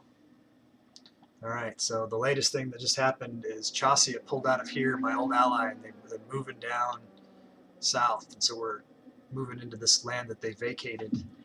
And that's cool. Hey, do you notice I don't have a headset? You can see my whole face. You can see all my hair. That's fun. Pause. Okay, what just happened? We have disloyal characters, so Dwamagast, Theotis, let's check it out. Why are they so angry? What are our options here? We could grant him a holding. I mean, the old Theotis clan, what's their power base these days? It's not nothing. Not nothing in this guy. D Theotis has a 33.11. Can I play some music? I can give you some background music for the game if you want. Let's see, wrong button.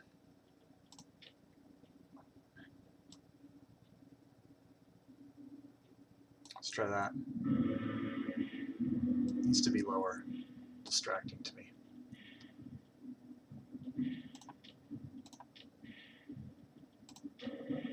Can you hear it?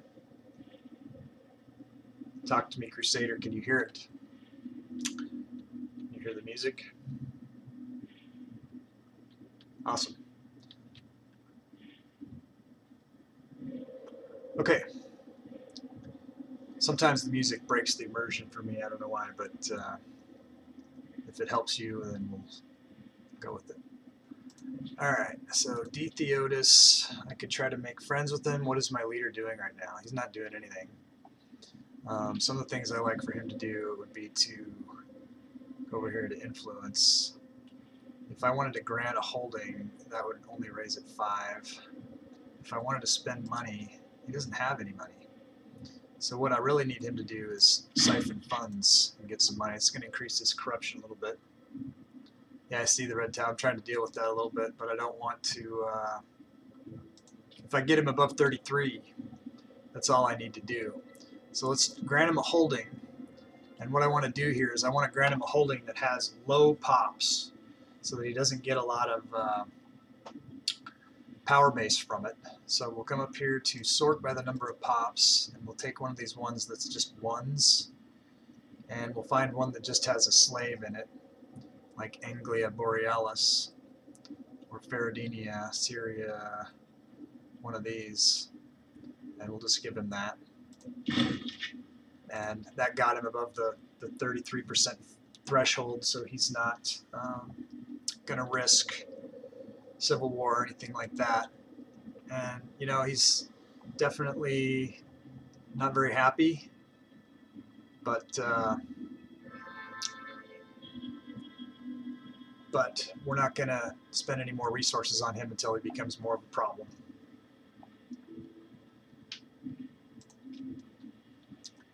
But our guy has to have some money. A pragmatic accession. Accession, not ascension, accession. I'm not quite sure what that word means in this instance. King Rickamar is known for having a character unfitting a ruler, and this weakness has been seen as an opportunity among some of his likely successors. There's always treasonous talk against such rulers, but the enthusiasm and ambition of Hrocco Gundred, his grandson, has set him apart.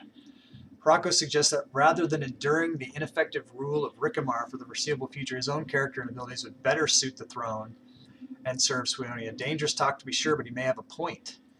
Can we afford to pass up an opportunity like this? 22, 17, 21. I mean, Hrocco is no slouch, and he's young.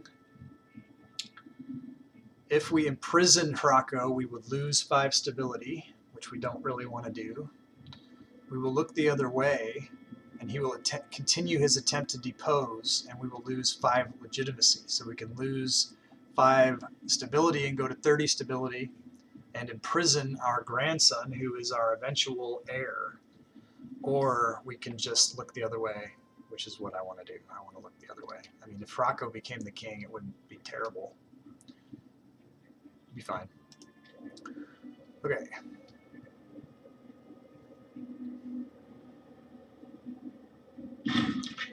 Rickamar falls ill. Ugh.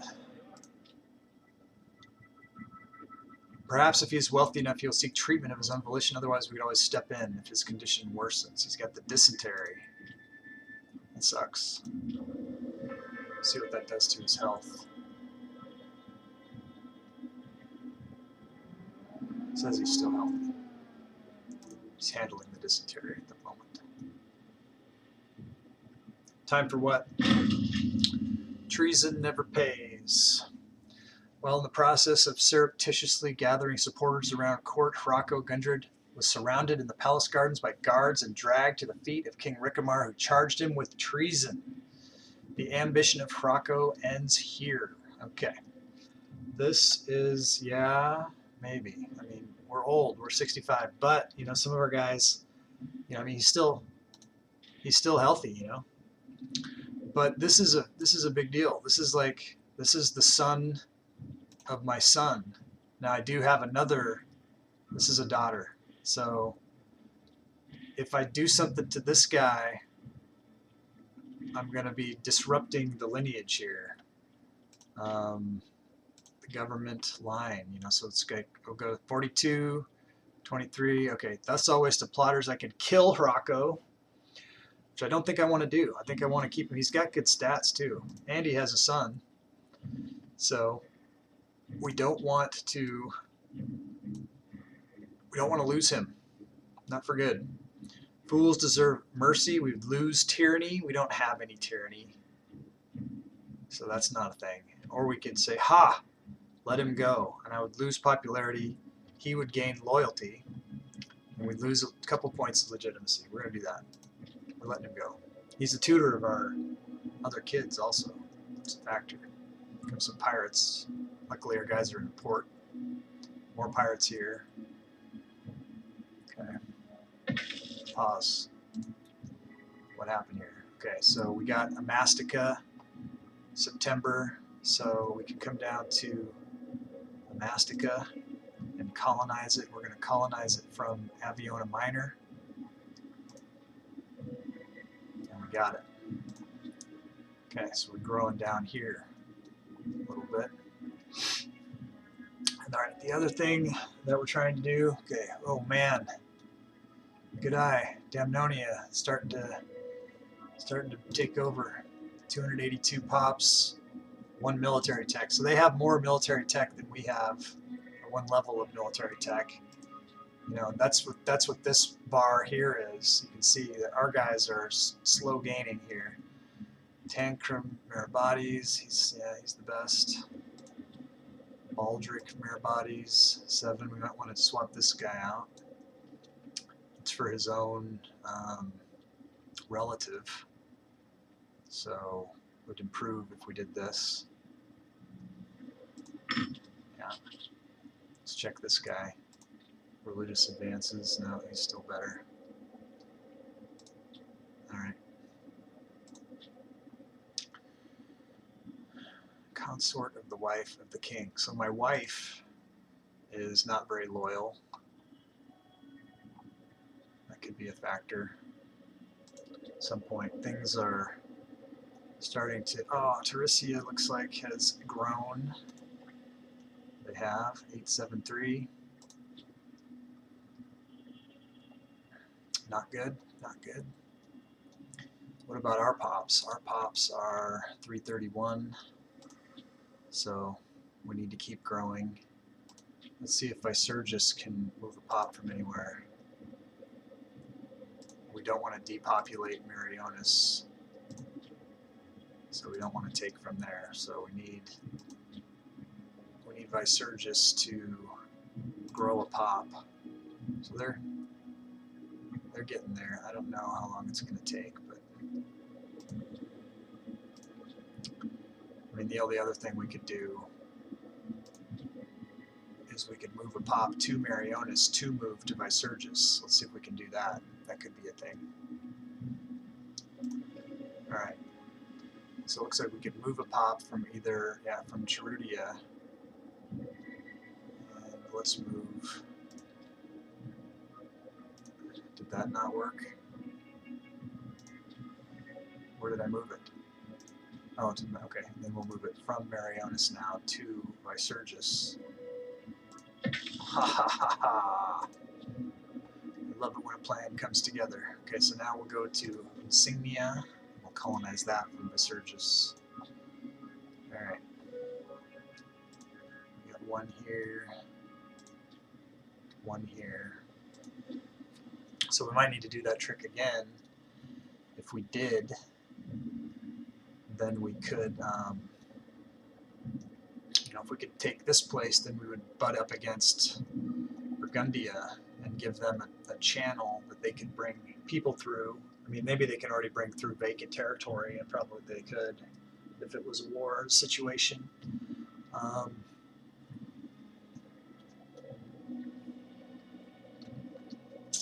But we want to take it anyways, right? So Emissaveria. So we're trying to take these other ones is what we're trying to do. Is there any? So 0, 4. If we take that place, we'd get 4 pops for free. 4 here too. 4 there also. Oh man. It's costing me money. This is my city building money, but you know, we got to get up to major power too. So this is 1, 2, 3, 4, 5, 6, 7, 8, 9, 10, 11. We could pick up another 1, 2, 3, 4, 5, 6, 7, 8, 9, 10, 11. We picked up all 11 of these. We'd be at 96. We'd be pretty close to being a major power at that point. So I think we want to take Novilia come next, and that way we would block Burgundia from cutting us off from getting to these. So I think that's my strategy there. So if we come here and see where we'd be able to colonize from, either Unsingia or Amasticia.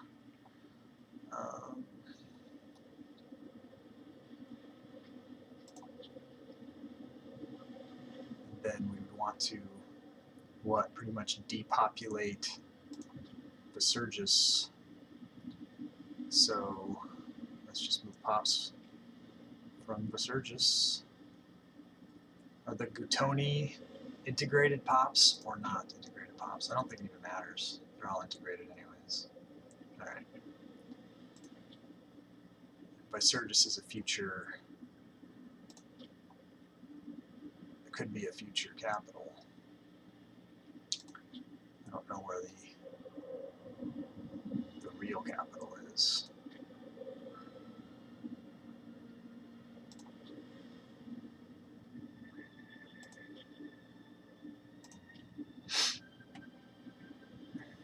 What do we want to leave in here? I feel like this is Saxonian territory, isn't it? So it doesn't really matter. what are we calling it? Saxonian. Sure, kinda.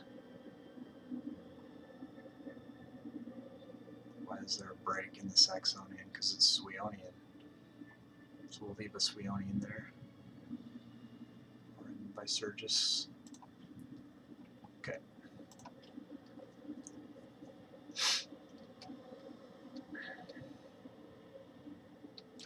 Let's do the thing where we move another one from Sharudia, and then from Visurgis we'll move. And then I think we can move enough that we can do it. Yeah, we can move 7 pops. It's only letting us move 6 pops though. Huh.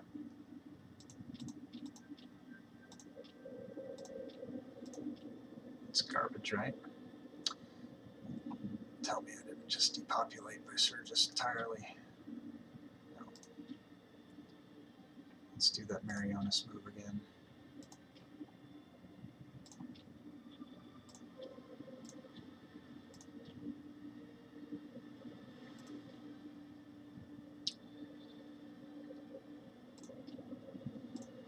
See if we can do it. Hot diggity dog. Alright, we want no Malachum. Okay. Alright. So, definitely still want to keep. Can I get another one? I can't for a year. So might as well wait a year, I guess. The next one I want to get is this one, because I get 4 pops there. And then I could do a move around and pick up Chauceria pretty quickly. If I do that, but I need to wait a year, and then I need to look at what I can do to get into this range right here. We'll leave it as a buffer for now. So we got to 86 territories. It's a pretty good stretch. And we've got a plan to pick up these 2.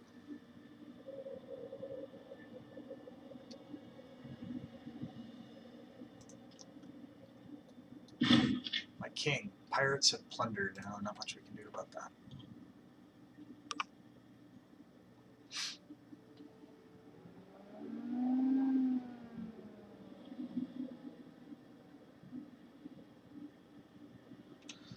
I am allied with Burgundia. Yes. I am indeed. So I'm allied with Burgundia. I have Casus Belli. Oh, that's who has a Casus Belli on me. I have a truce with Chaucia. So that's the status of I've got some trade stuff going on.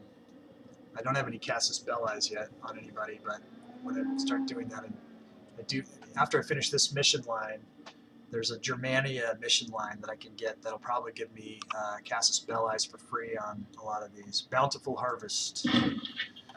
Okay, exceptionally good in Ragnaresia. People should rejoice. We gain some stability, or we could gain a bunch of money. You know what? This time I'm taking the money. What happened? Ah, what happened? It timed out. It just did something. Damn it. I was going to go for the money, then I could have built a city.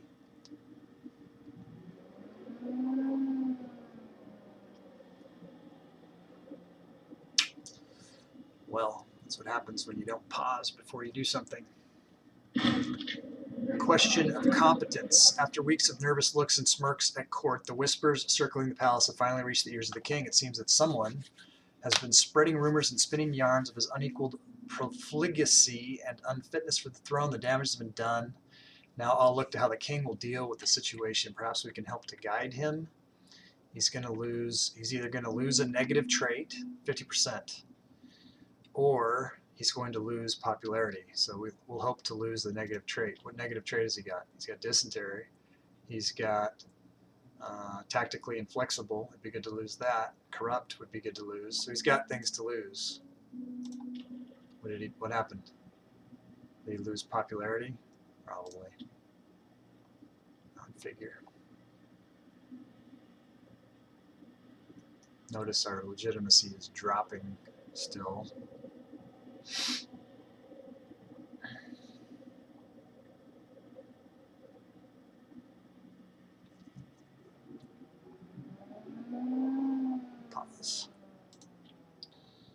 let's address our legion. Let's get them up. Okay, so we got 3-to-1 heavy infantry to archers. So eventually, so we got 6 more to get. If we were going to get 6 more, what would we want to do here? Like a 2-2, get another archer, and get another supply train maybe? Wish my friend Janza was here because he knows the ratio of supply train to these guys. Food storage 50. So if we were going to go 2-2-1, let's just do this. Let's pick up some archers.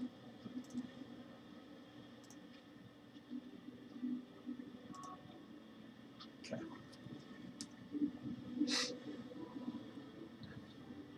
And what's our levies? 5, 9, 10. 10 to 15 now. Now we can only max up to 15. Gotta get our pops up. Yeah, I know that's that bald grandson that I got, eh? I know that's right.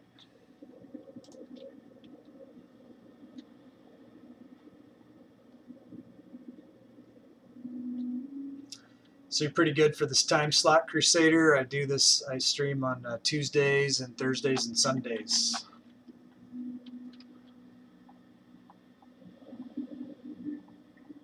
Pretty consistently, unless there's a holiday or something that's like I didn't on the 4th of July.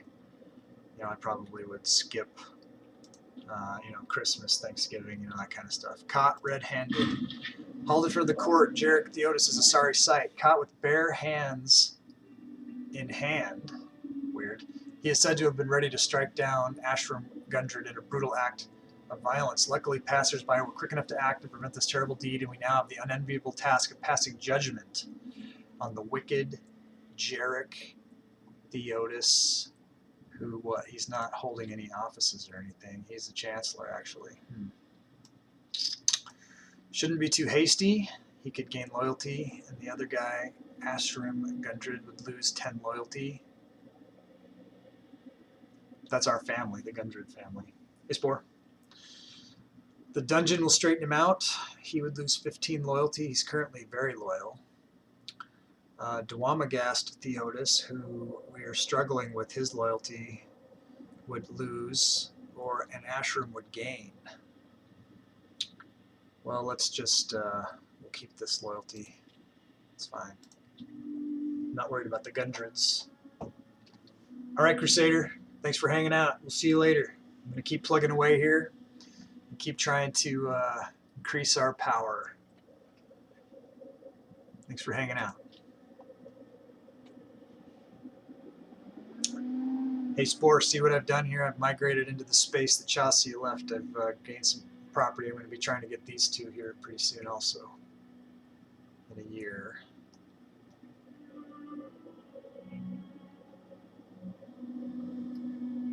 Yeah. Let me see how much time I have to wait until I can.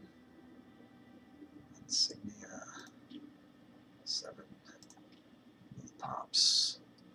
I need to move another pop in. Just when I get enough money to build a city. Alright, so I need to go Marianus. I need to move a pop from Cherudia. And then I go to Visurgis. No, Uncia, Insignia. I think I can go directly from Marianus. Nope. I can come from Visurgis though.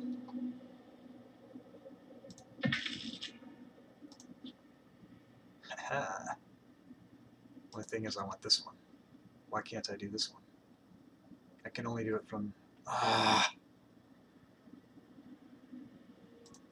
I'll take this one, I guess. Take while the taken's good. Let me see if I can come from Nobilcium here. I need to pull 6 from Insignia. Can I do it? I can.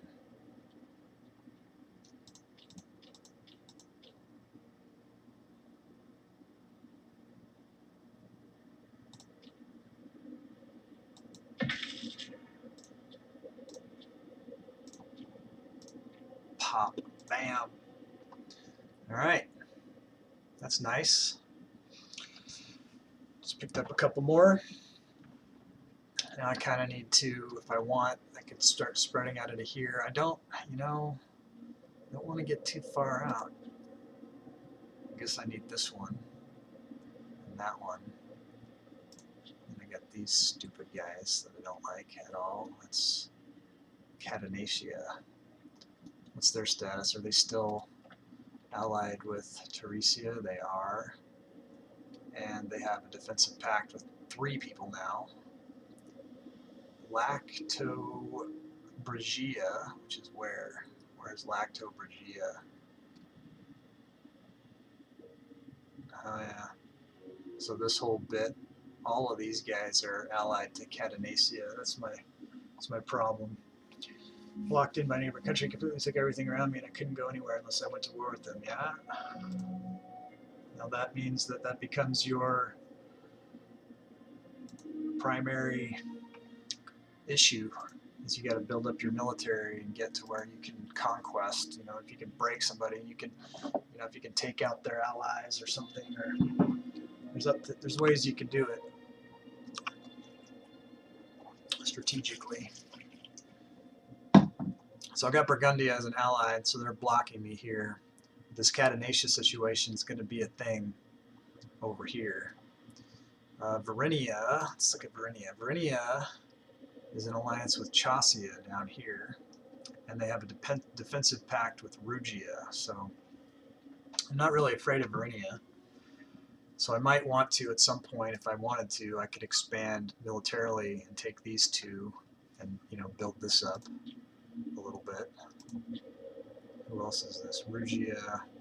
I'll wait until I have that Germania thing. This stuff I can take without any kind of casus belli. Put me up against these guys. Give me that. Give me that border on the Rhine that I want, though. I'll start with trying to get this one and this one, and then I'll, you know, I've got Burgundia situation and Chasseria situation.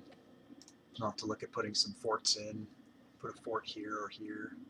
I already have a fort here, so that's fine. All right, so I got to get my treasury up. So to get into Flevium, look at where my pops are at now.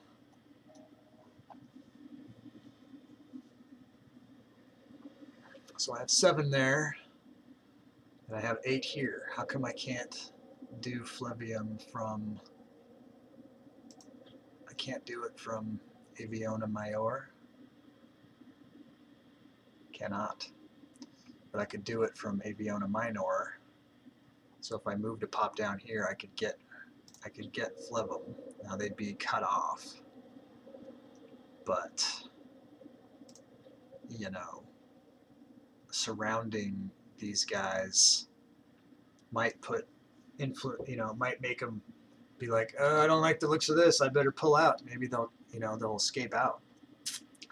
So let me go to the minor here. I'll move a pop from Major. Is that Major? Yeah, Major.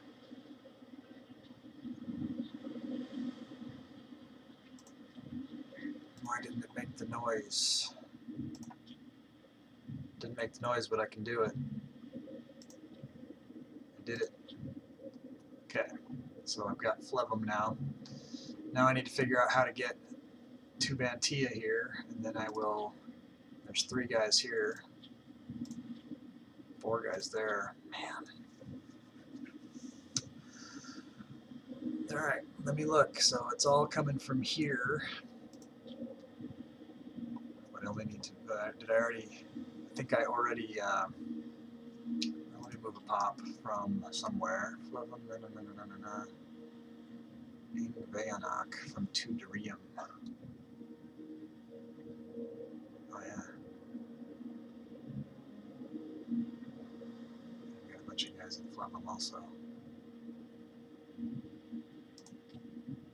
Okay, So to do it here, but I can't until the 23rd of November. Let me come here.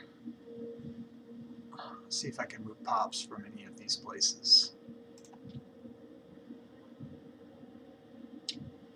Not really.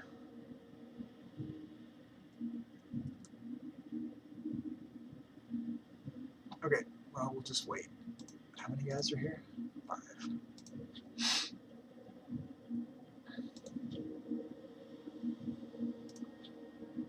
Definitely want to get those guys too. Sure hard to make money when you're trying to do this and you have to move all these pops around.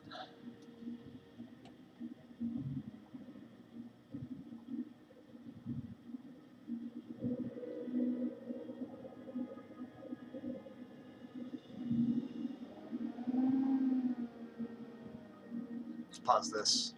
Looks like our score has gone up again. So we're in 9th place. Past Egypt. Closing on the Bosporans. We're in the top 10. That's cool.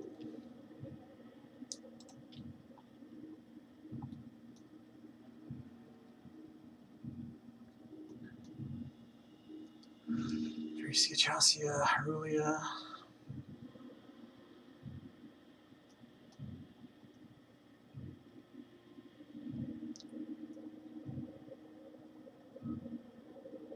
What's this moving around? Chassia migration. Or are they moving back into the spots up here? Where are you going there, Chassia migration? Who's this? Chassia fleet.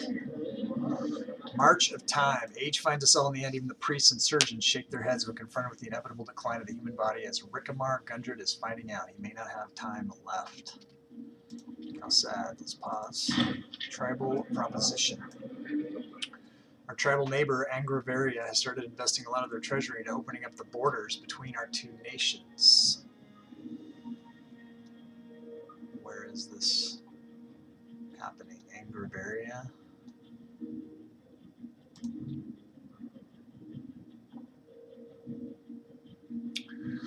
Hopefully this will prove beneficial for us as well, though their tribesmen are somewhat more unruly than we are used to. We should keep Angraveria in mind as they can provide good friends, prove good friends. Okay, well, we get a little money. They're giving us some money, and they are getting some opinion. Okay. What the hell is going on with these Chassian migration? I don't like it. Stay out of my zone. Okay, let's increase our levy or our legion. We want the backbone of our legion to be.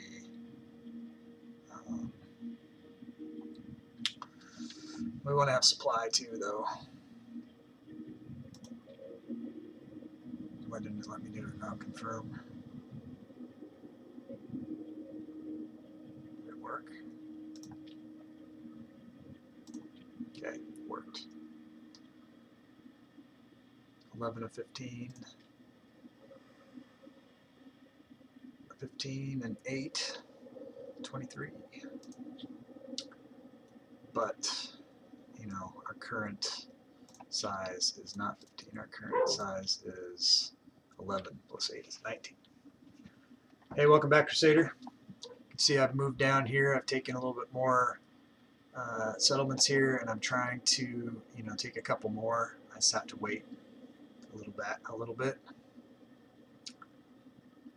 And I'm, as usual, trying to, I just increase the size of my legion to 5,000. And I'm still trying to get the money to build a city here. Because I keep spending the money. I've earned the money, I'm just using it in different ways. Obviously building a city isn't as important to me as taking land and building my legion. But all things in time.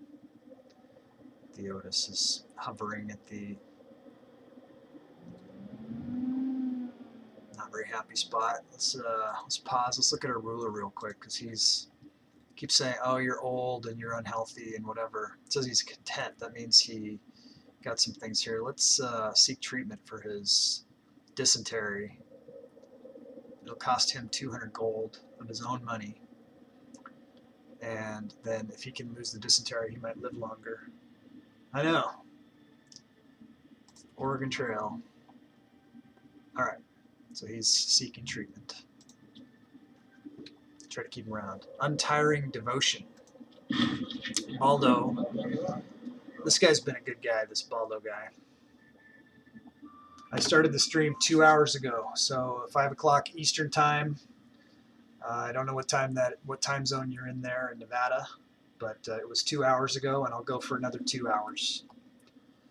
So we're at the midway point. We just crossed the midway point of the stream. We're making good progress. Things are going well. All right, so he has cultivated quite the reputation as a man of decency and honor. Such virtues so he increases our stability by 3. We're still in the negative zone on this stability, but it's less of a factor. Our corruption and our unpopularity are factors, so we're still dropping in legitimacy. What can I do? There's something else I can do. Let's see if it's can come here. This will cost 15 of our political influence to boost our legitimacy a little bit. We did it. That helps. Now we're gaining. We're gaining legitimacy for the first time ever. Yeah, well, we're still pretty primitive here. This is 225 before Common Era. So we haven't even hit 0 yet. This is BC.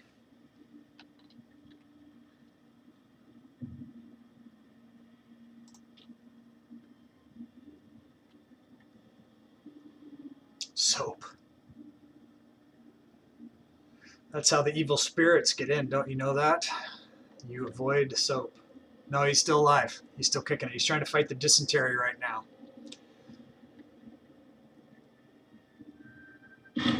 Xenophobia. Heated debates in the court are not uncommon, especially where so many prominent members of society are involved.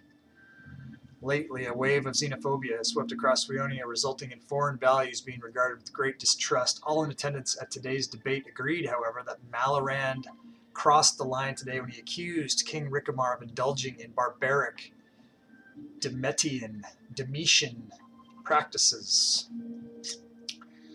So we could turn the other cheek and give him prominence and popularity, and he will lose loyalty, so we don't like that. Or we can gain popularity and prominence ourselves and get a rival. We'll do that. That's okay. We could assassinate him now if we wanted to. But we're going to try to treat our dysentery first. Okay, pause. Okay, finally we've gotten to a situation where we have the money and nothing else to do with it really. Before we do that though, let's come down here. We got eight guys here. We got to wait till the November, so we're 1 month away from being able to do that. In a month we'll have enough money to do this other deal. So let's go ahead. We've been waiting a long time.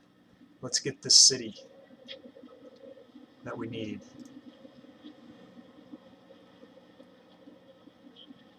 All settlement buildings in this territory will be torn down and a city will be constructed. It'll take like a year or something like that. Okay. So we are building a city. And it'll take, looks like, about 2 years.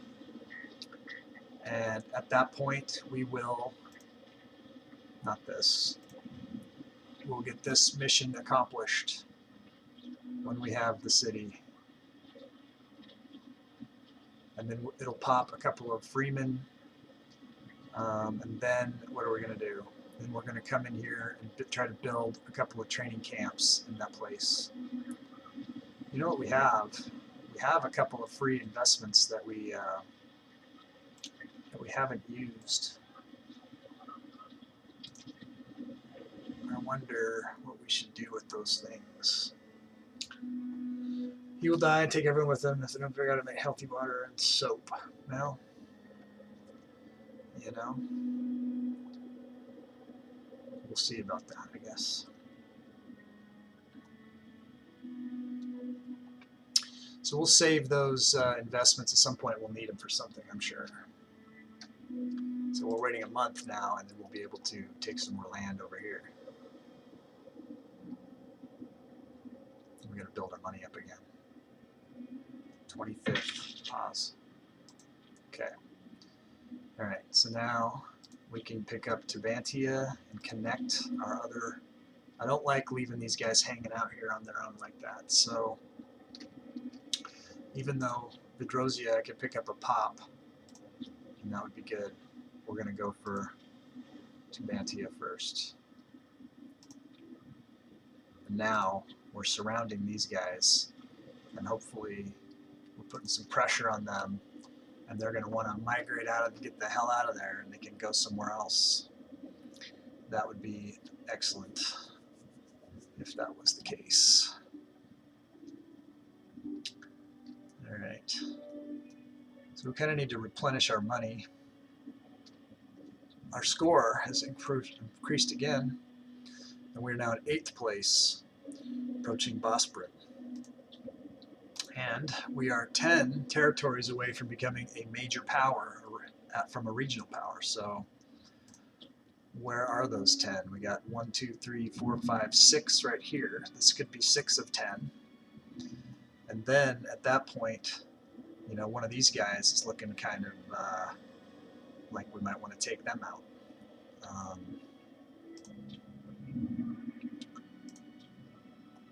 think that, you know, both of these would want to be maybe this whole swath. Let's take a look at these guys and see. So Rudignia has an ally with Langobardia down here, and Angraveria has an alliance with Charisia, and Fascia is with Marcomania. So these guys are together, these guys are together, and these guys are together. And there's a defensive league of Angraveria, Fascia, Angraveria, and this. So this, if I went to war here, I could potentially get all of this. So that would be cool. Rudignia is just in bed with Langobardia. So if I went to war here, I could get all of this. If I went with Charisia, it would be this, which is kind of weird. It's kind of weird to be way down deep on this, you know, with all of this order weirdness. Take the duct land. What does that mean, duct land? Help me out with that.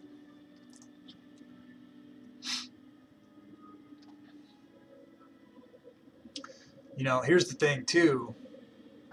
If I only need 10, right?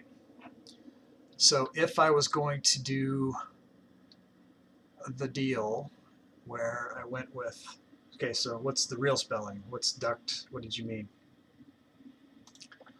So if I took this, if I took Rudignia Langobardia, which I'm sure I could if I moved my troops down, how many would that give me? 1, 2, 3, 4, 5, 6 here, 7, 8, 9, 10, 11, 12. So that'd make me a major power. Bam! Major power. Or, I think the other one was what? Was Angraveria is with Charisia and Fascia. Angraveria, Charisia, what, really? All of this? That would be good. If I got them, I would definitely be a major power at that point. So, I mean, maybe I might want to start bringing my troops down. Well, so first off, I don't have a Casus Belli Dutch. So you're talking about this, the open property over here. That's what you're talking about. The reason why I don't want to do that is because it costs me money to keep moving the pops. I mean, I do want to do it, and I will do it, but if you look at this too, you know, I can't get all of this because of this. You know, I will pick up Vidrosia when I can. And to do that, I don't have enough money. I need to build up my money. So it looks like of these, the one that I want to get, is that a fort?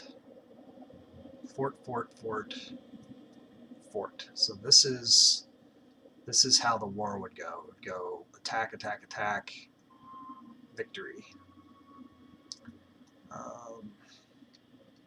Make sure Cherusia, if Cherusia is in with Markomania, so, but that's fine. If they're coming in support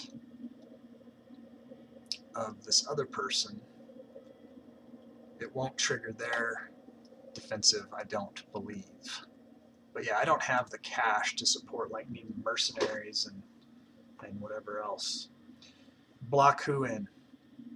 These guys? Who are you talking about? Who would I block? I'm just thinking that I could probably get to a major power here pretty quick if I could win a war. You know, and then the question is, if I get sucked into some big huge war here, you know, maybe all I want to do is get into a war with Langobardia and Rhydignia. That would be enough to get me in, and it'd be less likely to be, it'd be a war with 2 people as opposed to a war with potentially 4 people. Well, I've got them blocked in right now, see? So I'm hoping that that'll put pressure on them and make them like migrate out. I think they're still a migratory tribe. Let's look at that. We can look at the government type and see they're still migratory tribes. So if they get scared, then hopefully they would, you know, pull up stakes, and then I could just occupy that. Blockade it. I would if, well, I mean, if they leave, they'd leave by land. They don't have a port here. They don't have any ships. So that's not a factor. All right, so if I go to war, let's look at my levies. I've got 4 guys in Germania, and those guys were popping here in Visurgis, and I'm guessing that's probably where they will pop from. And then I've got 5 stack up here, so I'd want to move these guys up here. That's if I was going to raise them. And then I've got these 5,000 here, so I got 5, and then that'd be 25 there, 7.5, and 4. It's only 11, but then these guys are worth double. I need to save money. I need to save some money. I mean, I can move my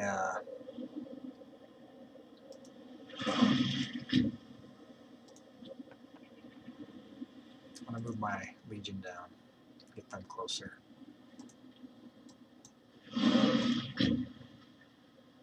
Can't see if they're doing it. Get on the boat. Do I have too many? I have 11. I need 4 more. Okay, so I need to bring these guys up to here.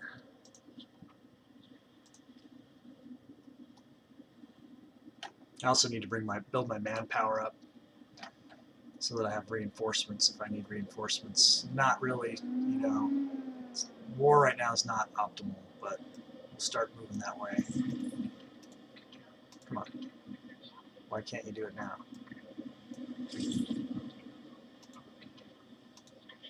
Get on the boat. Minor addendum. Baldo suggests a small addendum. If we do it, we gain 6 stability and lose 10 political influence. Yep, let's do it. Alright, now we have positive stability for the first time in a while. So we're not losing legitimacy for that reason. So that's cool. But why? I thought that if I had a cohort, we've got 13 ships and we've got 11 units. So why can't I put them on the boats?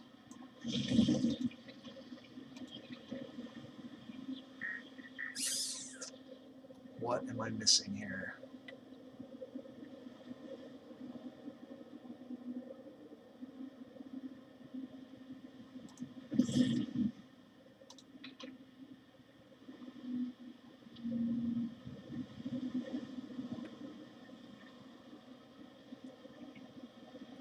And why is this guy? Oh, it's cyclic. He's just lost his hair.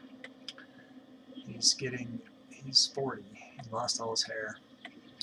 Didn't recognize him. So how come I can't put him on the boats? Yo. 8th Flutona ships. So this has to be. So I have to merge these.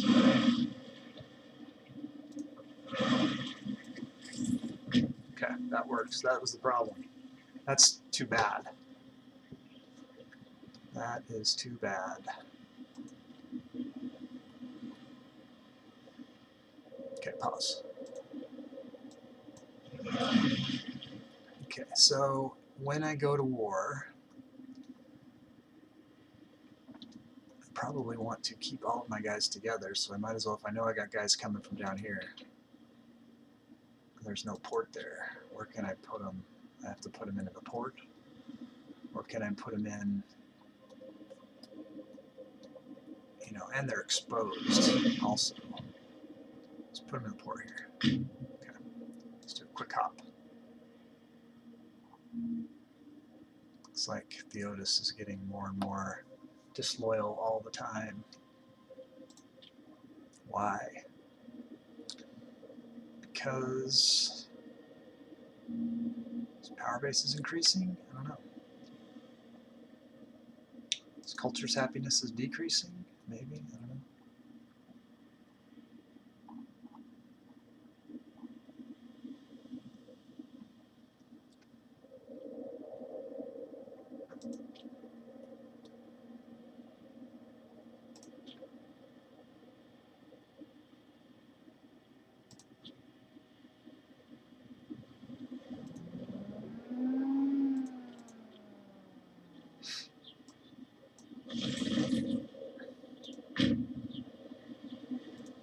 Okay. Thought that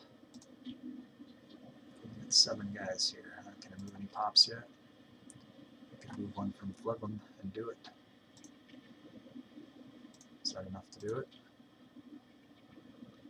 Has only slaves, thus cannot be a source of colonization. What? Isn't that interesting?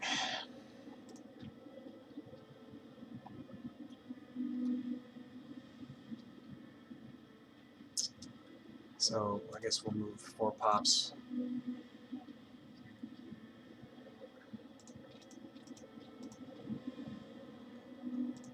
Isn't that going to do it?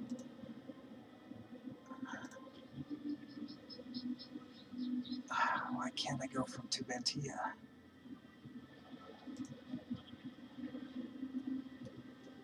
Because it's not in the same...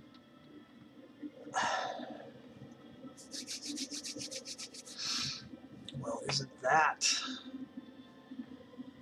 I can only... Why can't I go from Verdosa? I can only go from Novolicum, and there's not enough.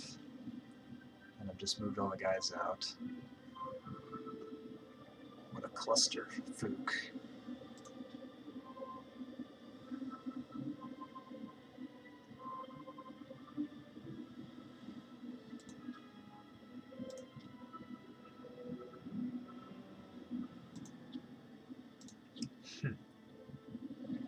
Isn't that interesting? Just wasted a bunch of money.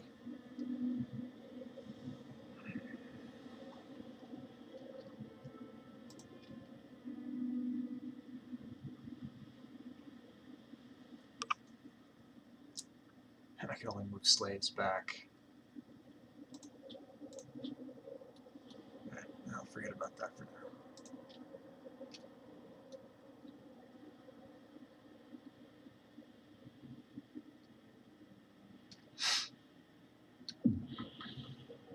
Here we go. D. Theotis. He's dropped significantly here. What can we do for you? make friends. So 22%, 32.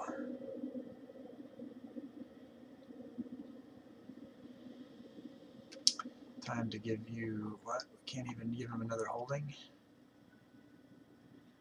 We can revoke a holding. We can make this guy really not like us, or we can arrest him. Or we could remove him as a tribune. Let's look at our legions.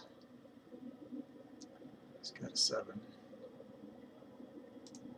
If he's not loyal, then he is not of use to us.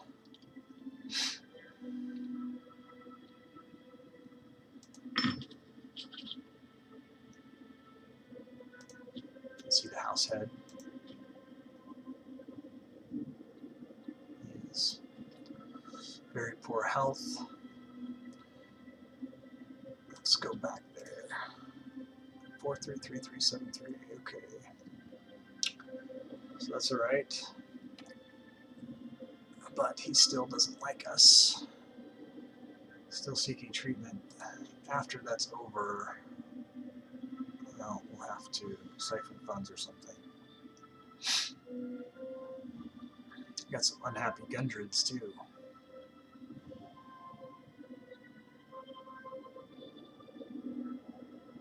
Doesn't say how long it'll take. We'll just keep plugging along here. Gotta get more money.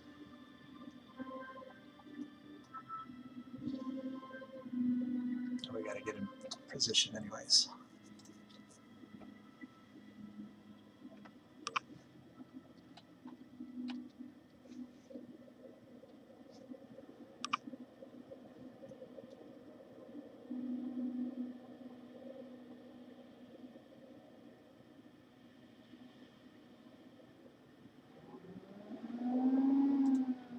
Let's look at the barbarians real quick that are up here. Why is the civ value so low?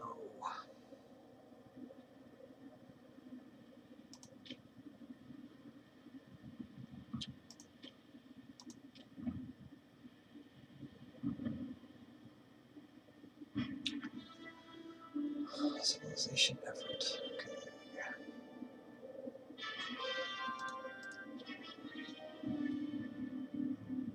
Treatment successful. He's receiving treatment. Full recovery. He loses dysentery spore. Are you still here?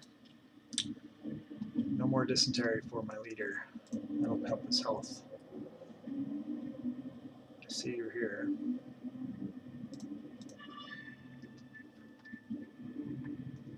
Cured. Alright, so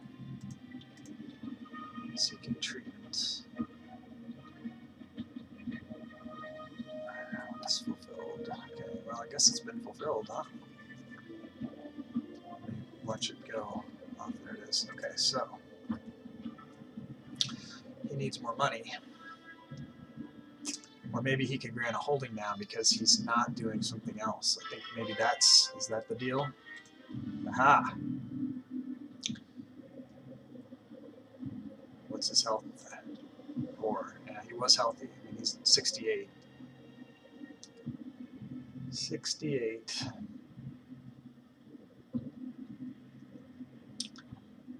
Well, let's take a quick look at our power base, 90, and Theotis is low, so we could give them a thing. That's okay. We want to give him one with low population here, like a mastiff. Okay. Took care of that for now. Look at my heir here. 1,000. He's loyal. Not very corrupt. Not very popular. I wish I could do something to improve his popularity. He's got a bunch of rivals. That's how it is, I guess. It's just the way it is.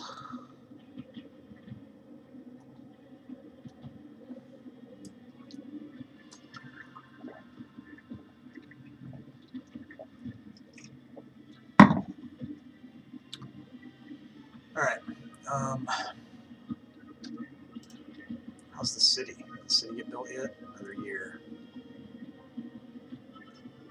Okay.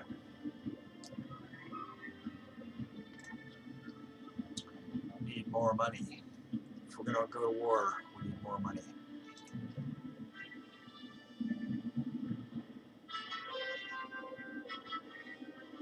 Looks like my score has dropped a bit.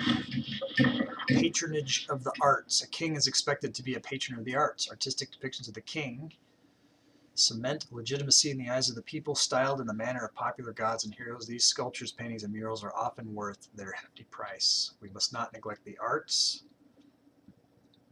Suionia loses 75. We don't have the money.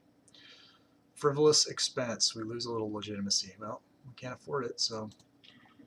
Speaking of not being able to afford it, let's come over here and have him siphon funds.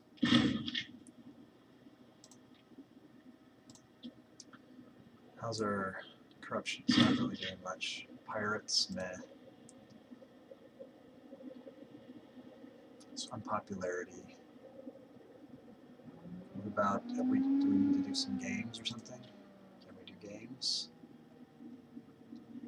Can't do it. How come? We can't afford it. That's why.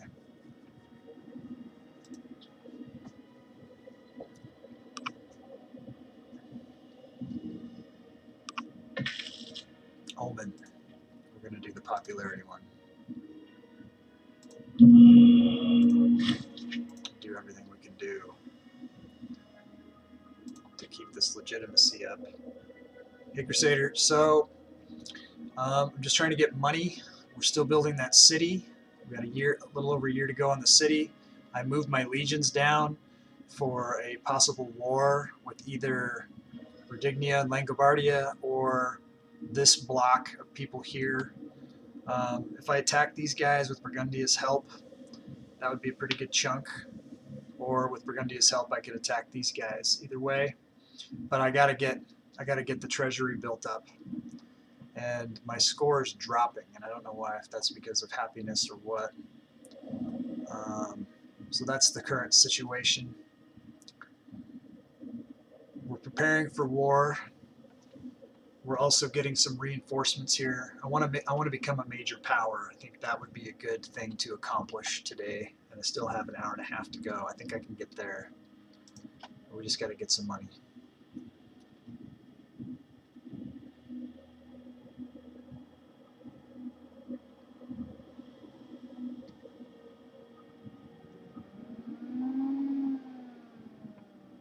We'll be opportunistic with any migration and stuff. If we get, some influx of pops over here, might help there. A lot of pirates moving around. Ancestral guidance. After some of the seers went through a ritual to speak to the ancestors, our high priest, Ashram Gundred, the heir to the throne, claims the ancestor decreed more freedom to the priests, of course. To convince the masses, several of the priests have used some of their own funds to support several large festivals across Suionia. Following this charade would probably make us more popular among the people, though, at the expense of our control over the religious elements of our society. That's all right.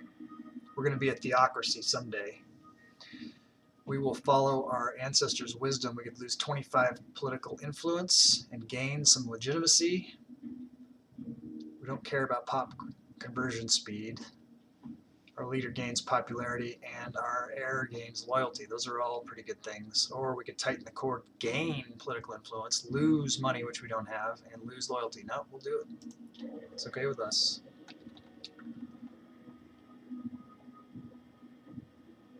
I'm not moving anybody around while these pirates are about. Everybody's loyalty is kind of getting in the sketch zone. Legitimacy is back above 70, and we're gaining. That's awesome. We're gaining legitimacy for the first time in a while. Our political influence is pretty low, though. Need to keep that up.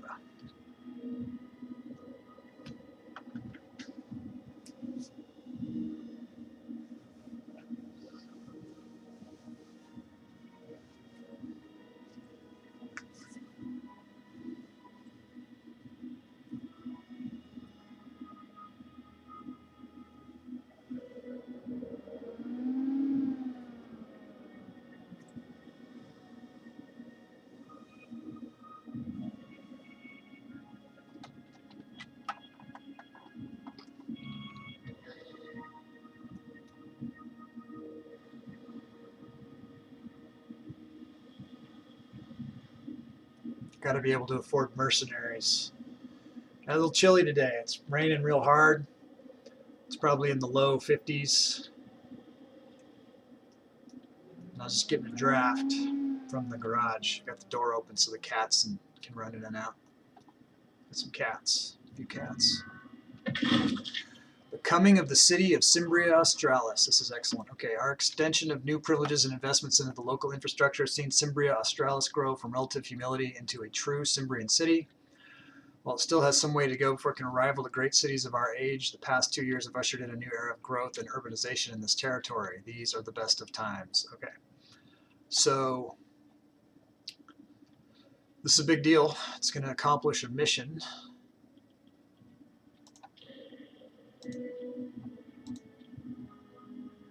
Okay, so it's going to pop a couple of Freemen in that area. Now, in this new city, we need to have a couple of training camp buildings to get to the next level of the mission. So let's check out the population here too. So we're 11 of 32. We're going to want to centralize and bring as many pops as possible to maximize this so that we can get more citizens and more nobles. It's weird. Oh, it's because Cimbria doesn't have, they can't have any nobles here. Is that the problem? Cimbrians, Teutonians, Suionians, Cimbrians, there's some Suionians here. Why can't they become citizens? Why is this city plus 15? Maybe we just need to run it down. Oh yeah, you're too hot over there, man.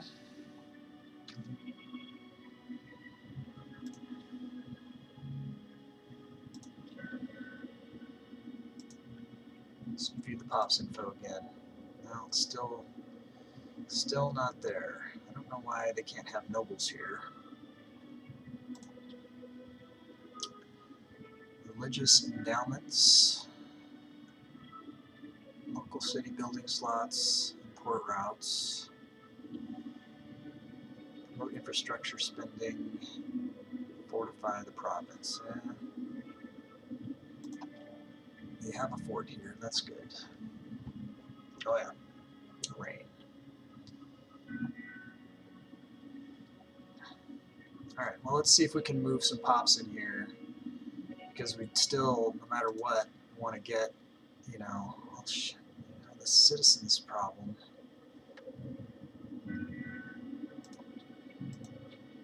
What'll it do if we came down to Cimbria here? They will not promote past the citizen pop. What if we came in here and said they could be nobles? That would increase their culture happiness, but that would probably anger someone else. I don't even know if that's the problem. It's not worth the risk.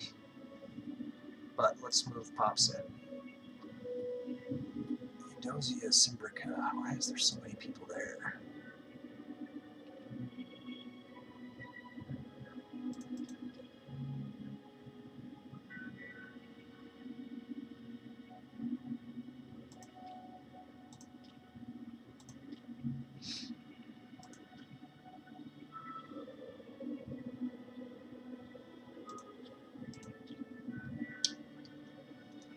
It's costing us money. There's a lot of pops here. Cimbria Borealis, where is that? Up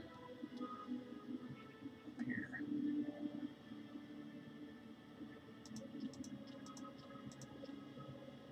Bringing in a bunch of slaves. We probably want to do something to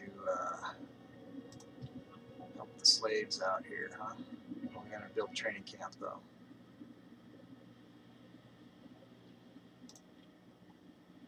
Now we need money.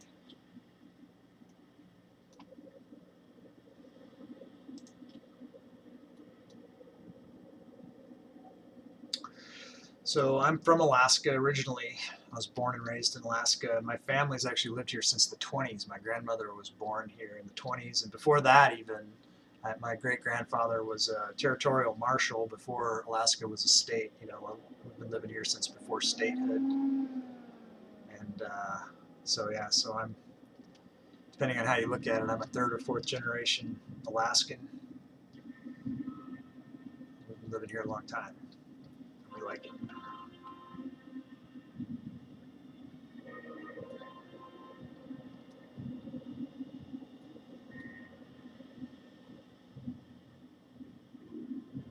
These training camps are going pretty quick. I'll have to save up for another training camp and get that next.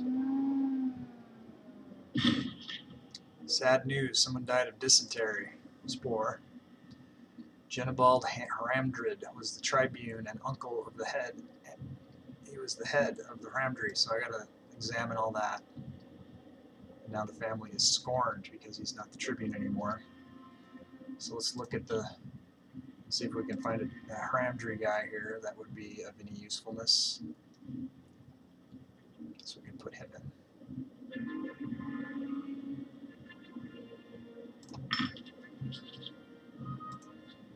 Okay. Solve the scorned problem. They're all gonna die. It's so funny. Alright, what else was I doing? Oh yeah, I gotta check who the next head of the Ramdry clan is. And get him up on the board if he's not there. He's not. Alright, he is 52. He's loyal. Good for you.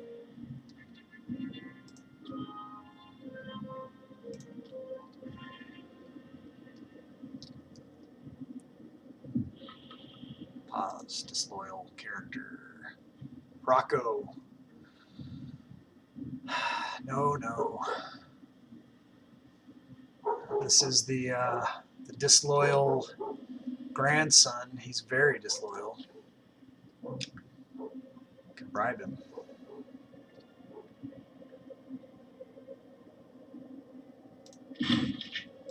Okay. Good enough for now. He is going to die soon, though. He's near death. When he dies, it's going to go to Ashram Gundred. It says he is the nephew of the king of Suionia. That doesn't make sense because he is actually the son of, unless there's some weird incest thing going on here. Maybe he's the son and the nephew. I mean, anything's possible, right? Tribune and nephew of the king. That's weird. Okay, so anyways, here it says he's the first son of the ruler, so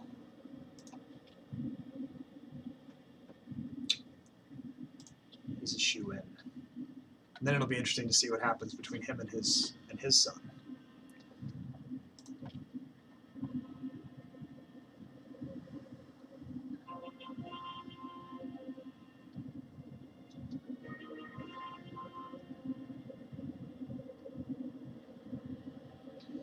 You want my king to die, Crusader? Why do you want my king to die?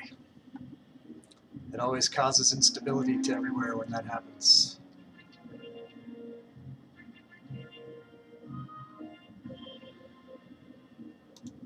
Who's Redignia? Oh, that's the Langobards.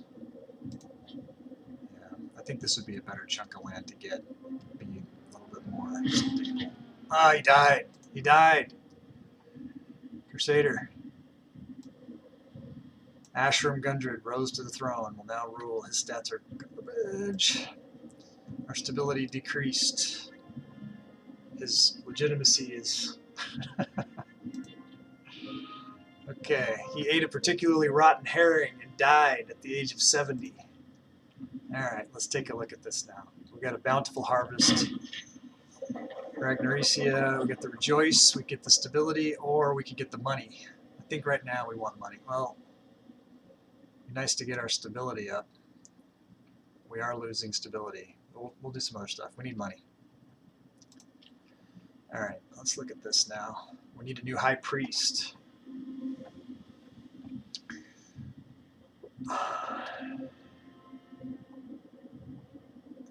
disloyal characters. Theotis. Let's look at our government. Okay, this is our succession. We've got Hrako, who is, look at his loyalty though. He's super loyal to his dad.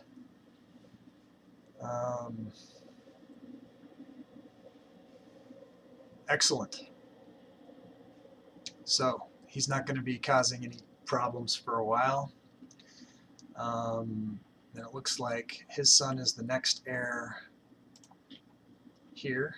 And this is Baldagast, and he is the second son of the first son. There he is, Baldagast. Okay. And who is this? Siglik. Okay, this is our general, whose loyalty is, you know, it's alright, it's not great. How much gold does our current guy have? Not a lot. His corruption isn't very high, his popularity isn't very high. So we kind of need to work on his popularity, and he probably needs more money than this, just in case. So we can have him. Who's this Theodius? Yeah, he's going to be a problem again. Let's bribe him. Just get him up a little bit, buy us a little time. And then we can come over here to the government. How come he can't do the games? He's got, oh, does he need his own gold? He needs his own money. Okay, we'll have him start siphoning the funds. Let's also get him up on the board here so we can monitor him. And we'll have him siphoning some funds, get some money. Now let's look at who our next, let's check the families. 4 of 3, 3 of 3, 7 of 3, 4 of 3. Alright, so we want to get somebody who's really loyal in as our new high priest. So the best person for the job is this Kramdra guy, and he also looks fairly loyal, and they're the ones that are closest to needing a little buffer cushion for their... So he's definitely, Sesathank is definitely the guy. Remember, he's the guy we fired from being the court philosopher, so hopefully he can be a better high priest than he was a philosopher, because he was getting us into some trouble there. I'm going to go check my dog real quick and see if she wants to come in. I'll be right back. 1 second.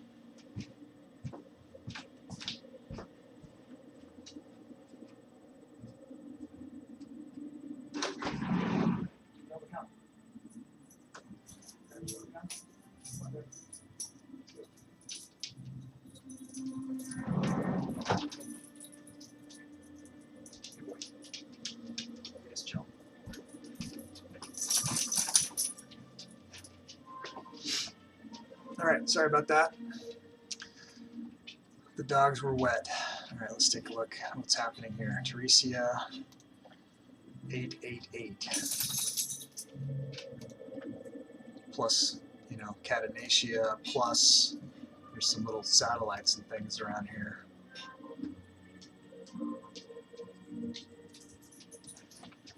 Look at this guy's hair. He's a real savage looking dude.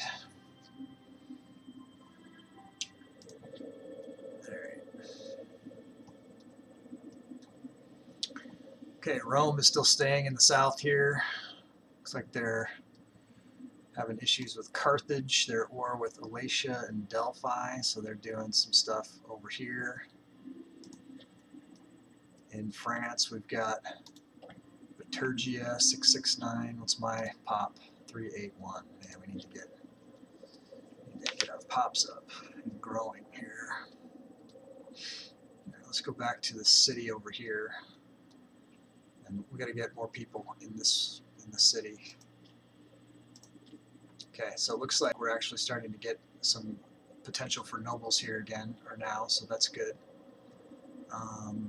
We have some money. Let's build that other thing we're needing to build, the other training camp.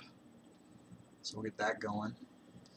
And let's go and try to move some more pops. So 6, 14, 3. Okay, so we can move some Brian. Let's move both Some brains in.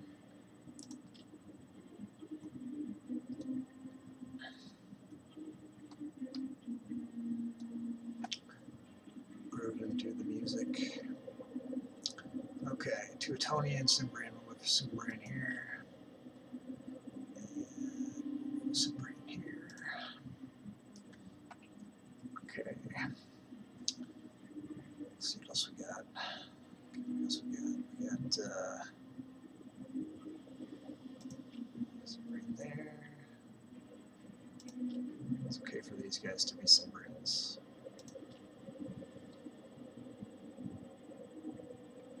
27 or 32.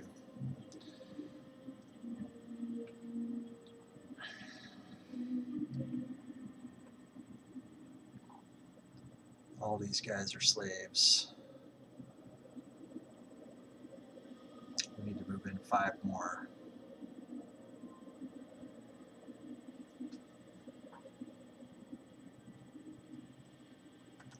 Should be 20 gold. Let's build up our money a little bit. Let's get this training camp going, see what happens there.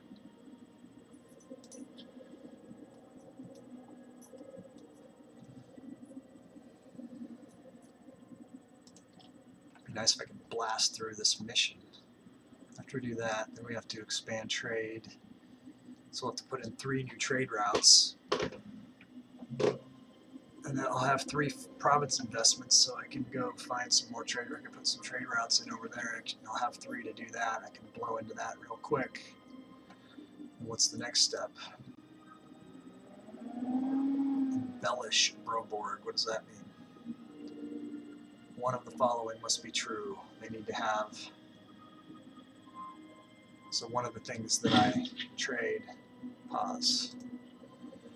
Garrick Theodos. Good old Garrick. He was the chancellor and uncle of the head and a rival. He was a member of the Theodos. He was the head of the Theodos, I thought. No, D. Theodos. Alright, we need a new chancellor. Let's check the families. 43437333. So Theodos is on the cusp there. Let's see who the good chancellor would be. Head and shoulders above the rest is Baldric Meribades. Put him in. Murder. Garrick was found brutally murdered. The investigators reported that Jagged Rock was using the crime device known to be favored by Baldo. However, we have no hard evidence. Travesty, we are powerless to act. We lose popularity or gain popularity and lose loyalty of Baldo. You know, Baldo. I like you actually, Baldo, but shouldn't be out murdering people. Because I need the popularity. Okay. So we got a little bit of gold again.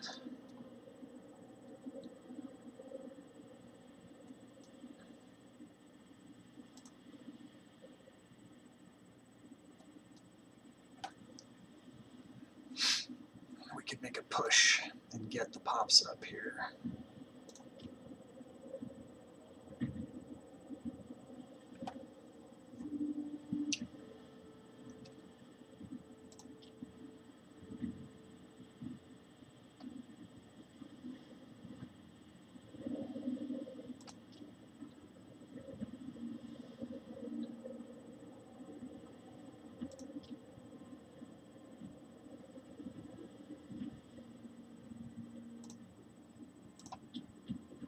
More.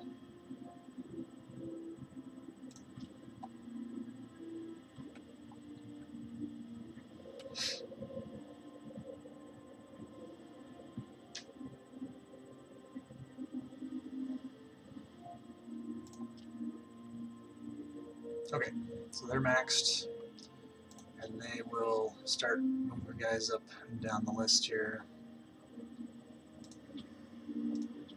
Not worry about that for a while. We've got 100 gold, so we've got enough for our mercenaries if we need to. And we're still building up our manpower. What's our levies that looking like? So we got 11 in our legion, and we got 10 here, so that's 5,000 men plus, what, another 5,050, 500, so we are looking at that war. Let's keep going here. Sure would be nice if we could get some free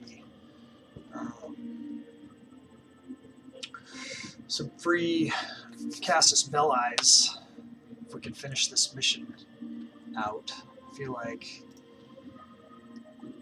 these things are temple. How's that work? 3 libraries in Europa Universalis. That's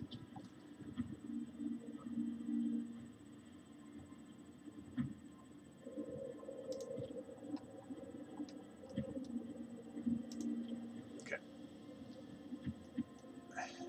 Europa Universalis needs 3 libraries. That's not going to be easy to do. What the hell do I have to do that?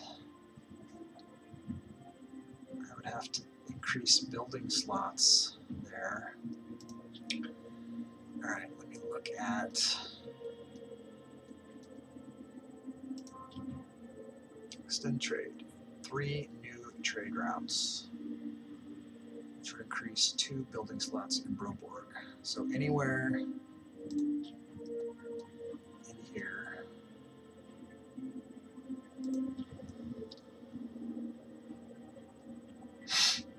So I want to spread those out, huh? 5 of 5.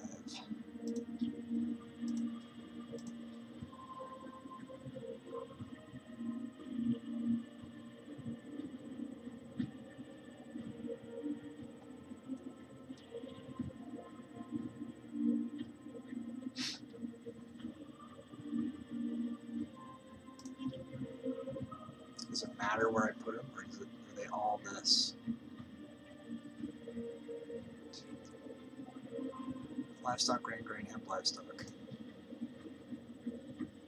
Livestock, grain, hemp, livestock. Okay, so it doesn't matter where, they're just all here. So just start buying these, I guess.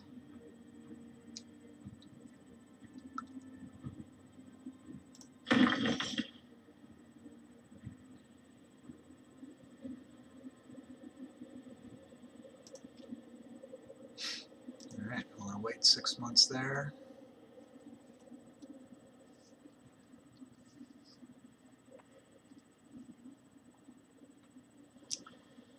I could do something for my levy here, my legion, sorry.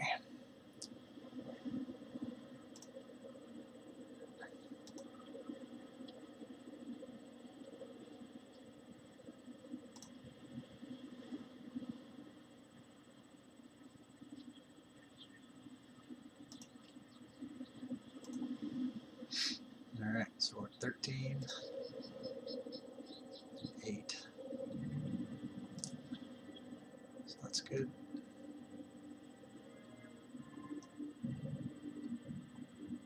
I can do another thing.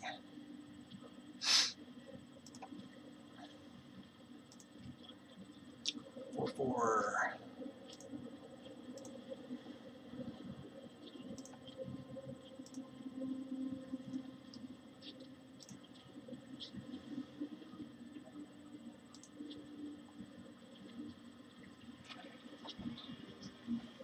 Nice. All right, we need to keep on keeping on here. Okay, got 6 months there.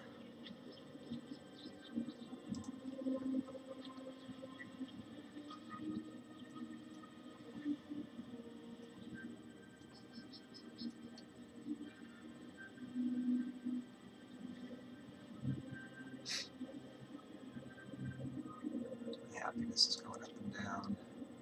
I'm in 7th place, but I need to get my happiness up or whatever. Let me do something here because we've gained some. I haven't looked at this in a while. Look at the provinces here. Yeah, I need to turn on trade here and check out the loyalties, right?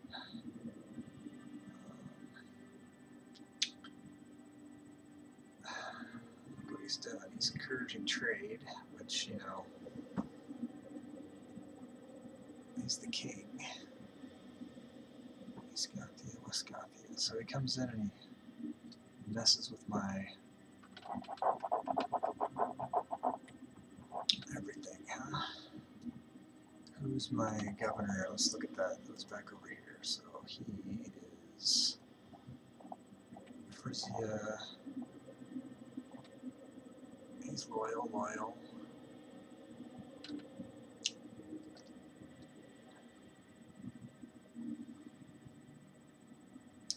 It's all fine.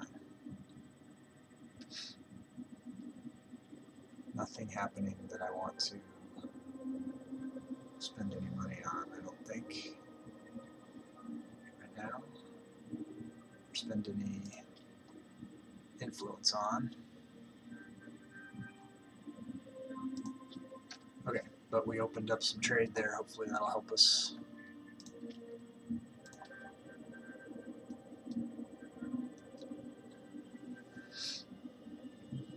Alright, this mission, expand the trade, yes. So keep working on that. And then this says we need to stone, marble, iron, or wood. We need to import one of those things in this area over here. So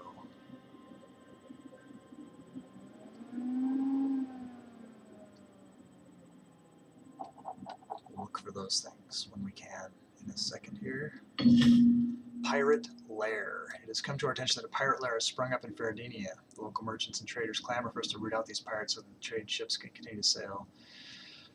An advisor of Ashram comes up to him and says, "My king, I have a cunning plan. We will dislodge these pirates by force. If necessary, I will gain popularity.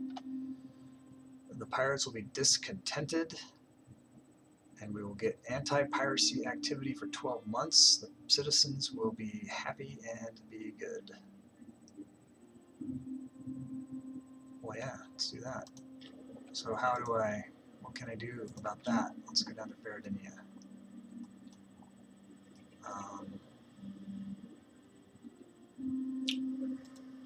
There's the pirates.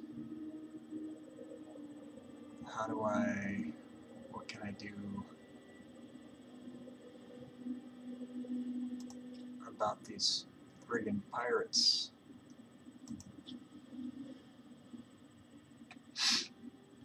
Or is it just a thing?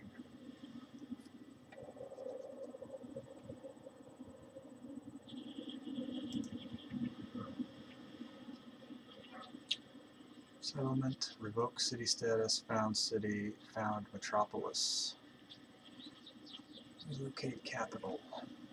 If anybody knows how to kill pirates, I think maybe, I wonder if I can move let's just move the Legion over there and see if they can do something when they're there. Are they moving? Why aren't you moving?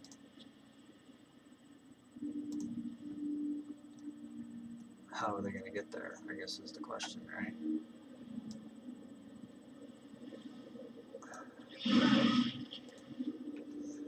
Alright, so how many have I got?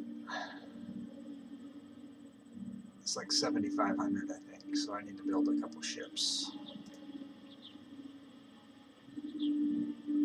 I thought there's a port here.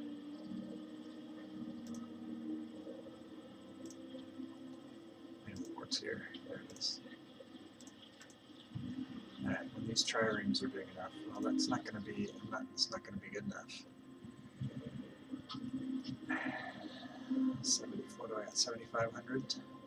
7,000 even. So I just need one friggin' ship.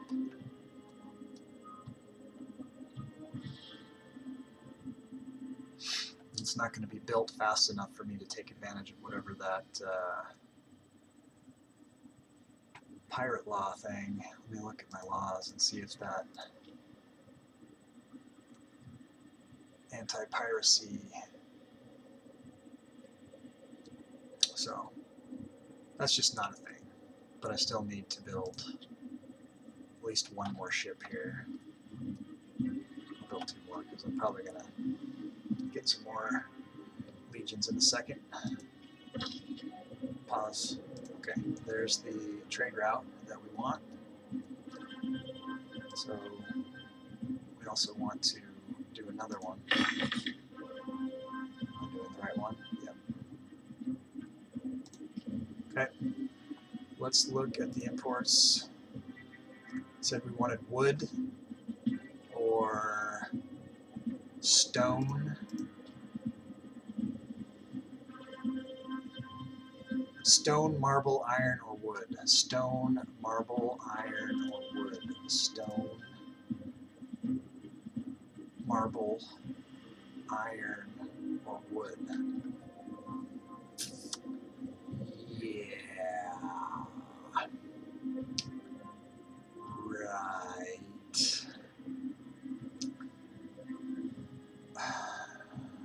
Why do I not even see their stone, but I can't? There's nothing.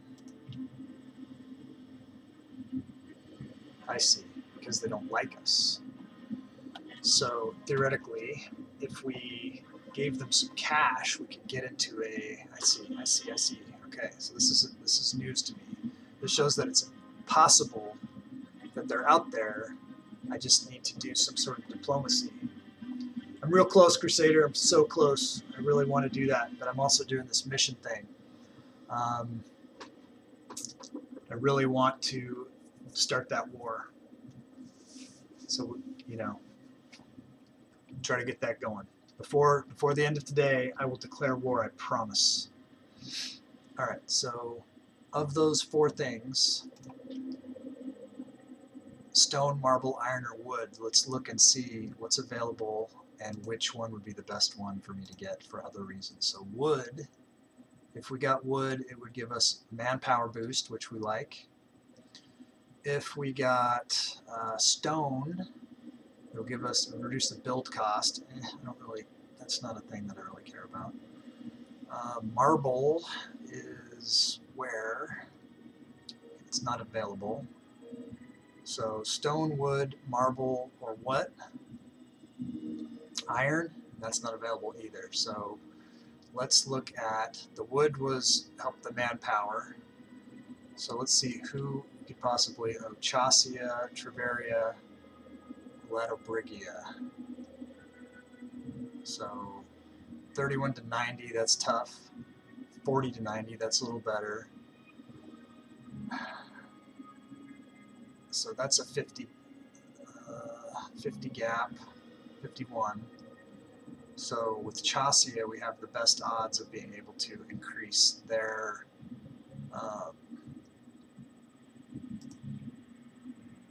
liking of us. So we need to increase, I mean, we don't have to do this right now, but we could.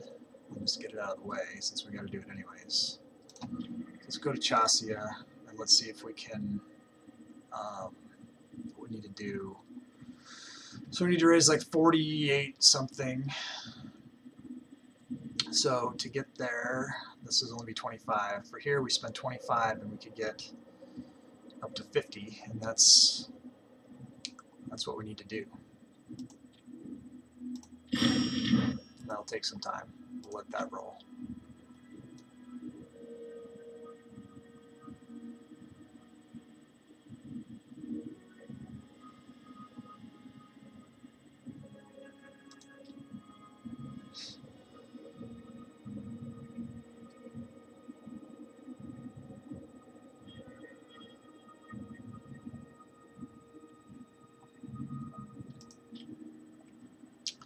Legion. So we've only got room for 2 more units here, and we maxed out.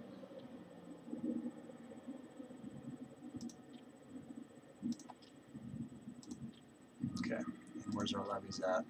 1 and 5. So when we get that last unit, we won't have any levies from there. So we'll just have the 4 levies from here, and then all of our forces will be down here. So that's a thing. That'll help us with our war. And then we should also just, why don't we just, we could stop. Okay, looks like we're not building any. We could bring this to here.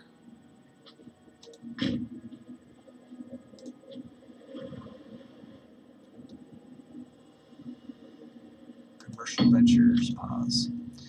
We've encouraged merchants in the province to invest more of their wealth in trade, reassuring them in security. Local import routes +1. Okay, so won't that solve the mission? 5 of 7. We have one more happening. It should pop. That should solve the mission, I think.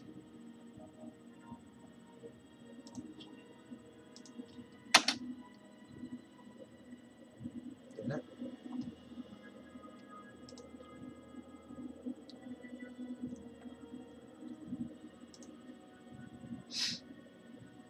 It did not. How many?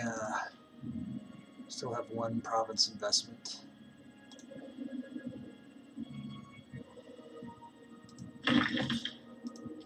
Okay.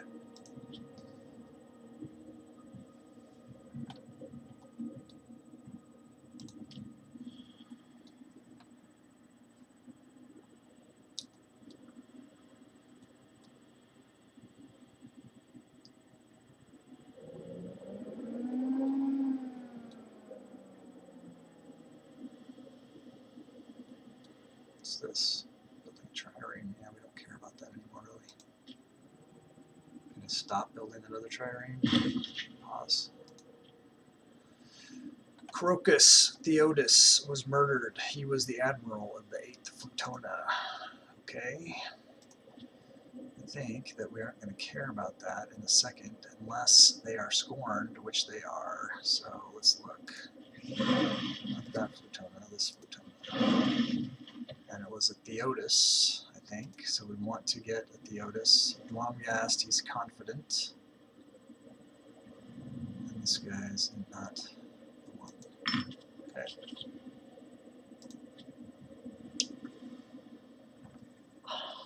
Pretender support for Ingemund, who is only 10 years old. Let's take a quick look at, make sure everybody, so we got somebody here.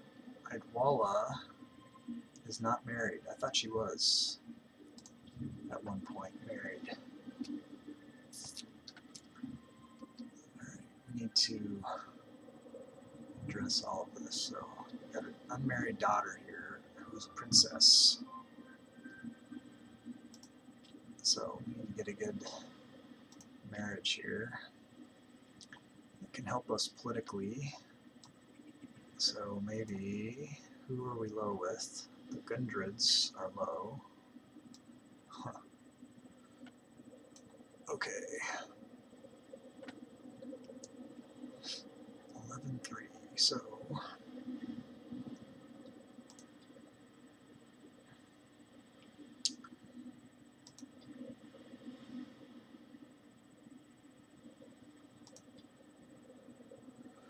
Theodosius, although the steward, he's always been really good.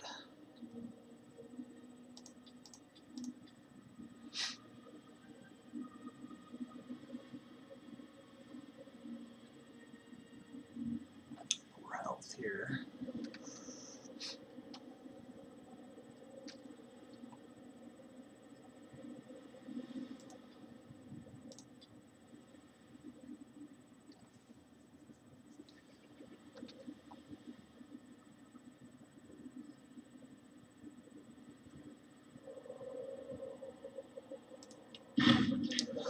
Okay, splendid.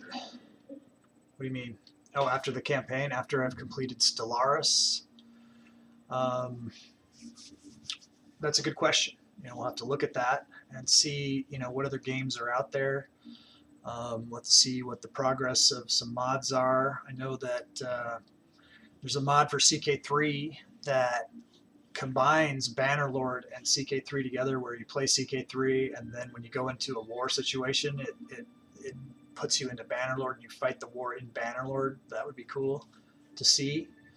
We'll just have to see, where I'm at with the channel, with the stream, and see, what the interests of the people are combined with my interests. So we could either start over again and do another campaign, as somebody else, from Imperator Rome, and go through again with the knowledge that I would have that would be different, because like I say, I'm learning all the time, new tricks in this game and stuff that if I knew then what I know now, I wouldn't have made some early mistakes, and I'd be that much farther ahead right now.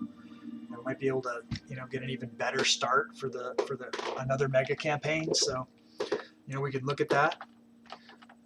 Definitely, we'll see what people want to do and what people, want to see. See where we're at. Maybe this channel will be so successful that Paradox Games will be like, man, Gusty, we're putting out this new game and we want you to showcase it, whatever it is. Maybe some game that doesn't even exist yet. You know what I mean? I'm open to anything. So let's just try to keep going with this campaign and try to have a successful campaign. I'm playing on Ironman, so I'm challenging myself for sure. Hopefully I'll survive this game. I still have to get through this game before I even get to the game I feel more secure with. So we'll see how it goes. All right, so we're setting up a marriage for the princess here. Everyone likes it. I will do that. Let me look at who else I've got in this family to take care of here. 7 years old. Okay, does she have any kids? No.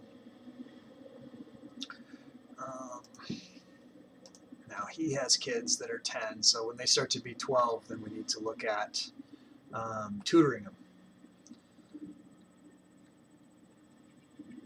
We got a little money.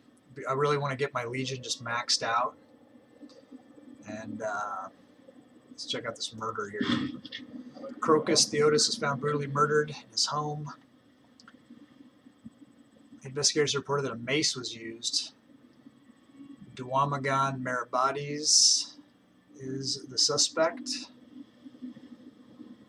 He is the master of the guard. We have no hard evidence. We'd lose popularity if we do that, or we can gain popularity here. So we like to gain popularity, so we're going to do that. Okay, so we are investing here, and this should, when we get this, it should pop for our mission, and then we'll see where we're at with these investments, because I'm trying to import wood or stone. So hopefully we can, our diplomat will keep working on Chassia here. We can get to where we can import some wood, and then we'll burn through that mission as well.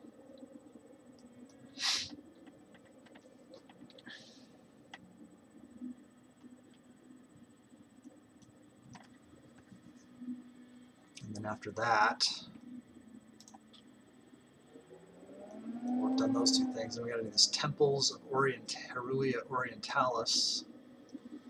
So we got to put a city in there. So that'll be our next city. Will be here. Granaries raided. We have received word from local officials of the province of Chastia that several important provincial food stockpiles have been looted by malcontents owing to the contempt for the government across the area.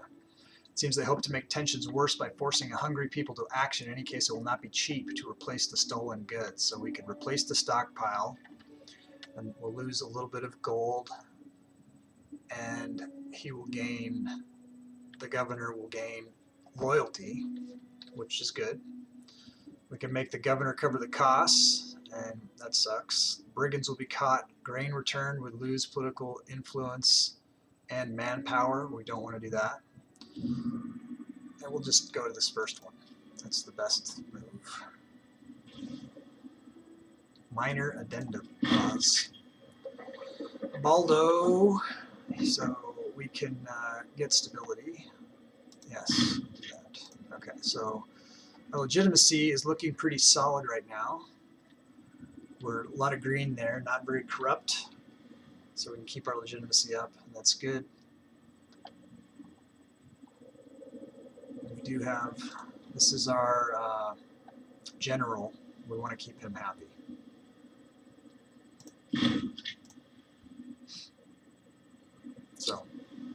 got them up a little bit. It's this reward veterans. You could pay a bunch of money. Up to 4 cohorts. Oh, we don't want to do that. We don't want to lose cohorts. Where are we at with our...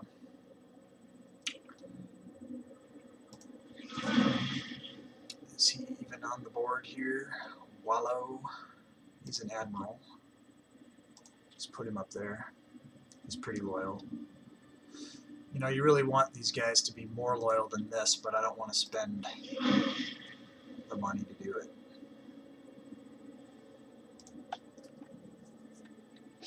When I'm more flush. Pause. Okay, so we just did a mission thing. Low food supply in Chassia. Well, that might have be related to what just happened.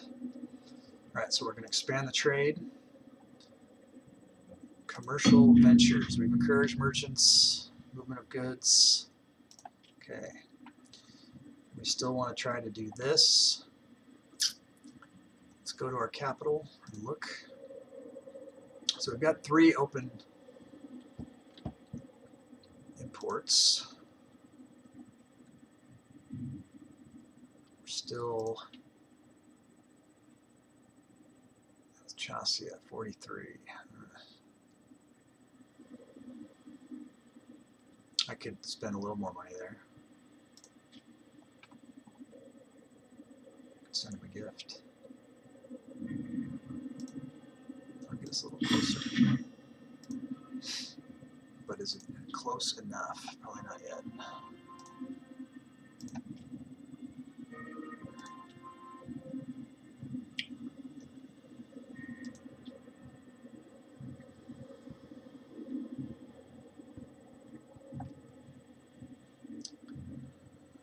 Low food supply. Chassis. Because we got all these men there. Is that why? Probably. Alright, well that's a factor, huh? Let's see, is there a food?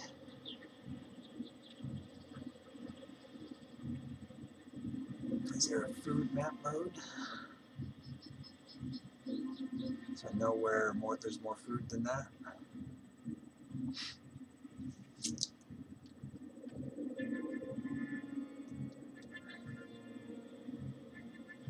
They're just eating him out of house and home over here, I guess.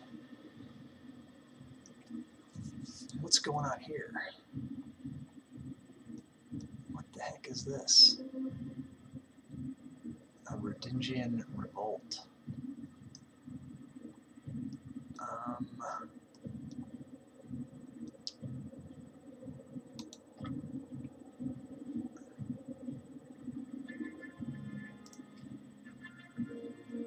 Declaring a war without a cash spell. I know, I don't want to do that.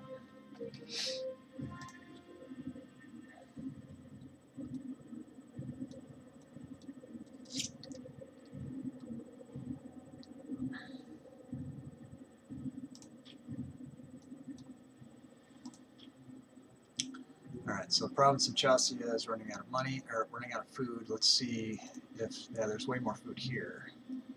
So we'll just move our guys over a step, and then we'll stop eating all the Chassian food.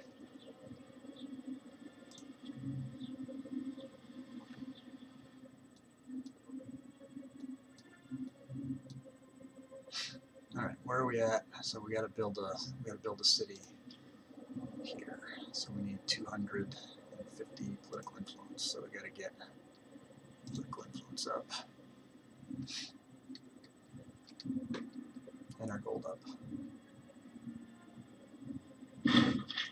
Attack the pirates. Wary of losing favor.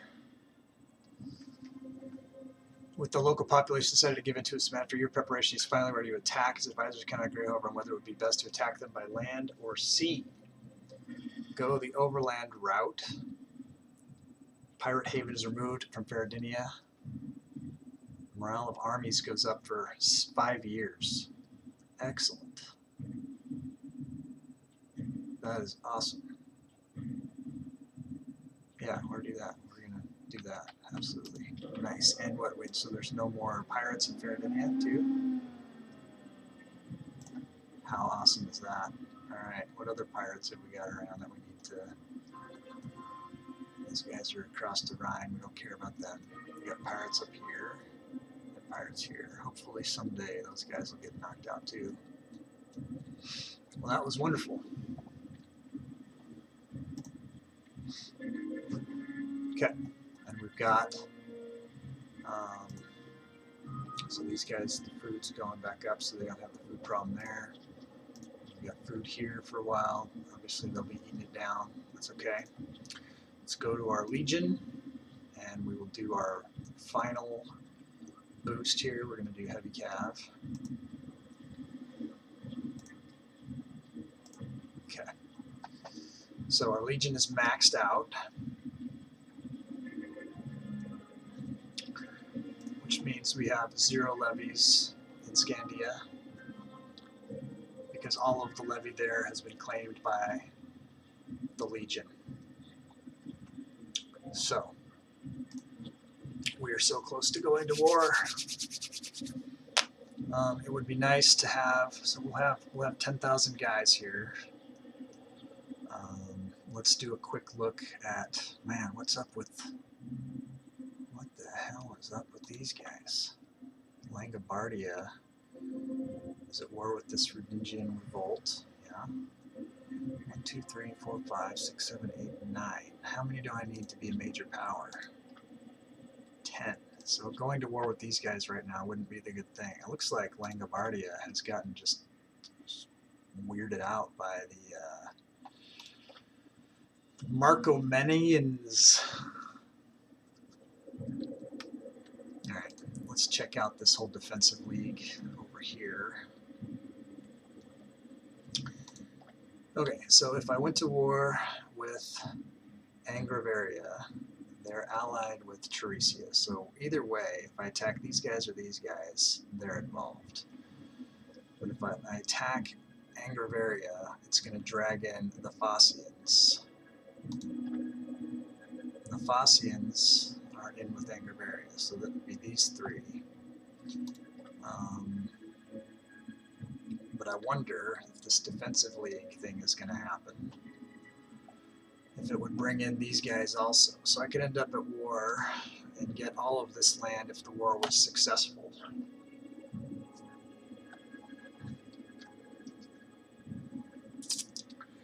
Which would definitely make me a major power. If I went to war with Teresia, it would bring Angravaria and Marcomannia. So I still think I want to do it through, on the off chance that Marcomannia doesn't get involved, because they would be kind of aggressively helping here. Maybe I would only have to fight these 3. Obviously I'll call in Burgundia, who is, you know, pretty tough. And if I had to, I could pull in a merc. Where are the mercs? Where is this guy located? Way the heck up there, and he's the closest one. If I was going to recruit him, take some time to bring him down. So I probably want to stage my I need to bring these guys.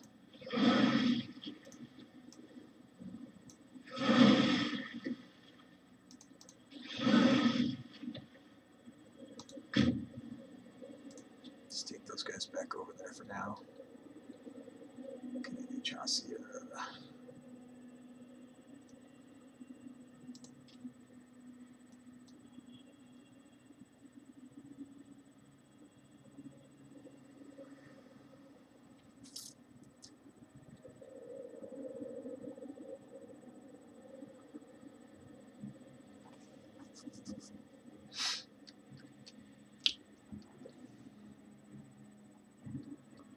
Yeah, I have a friend that told me capitalism, but you know, I kind of like fascism myself. You'd probably see how that would go.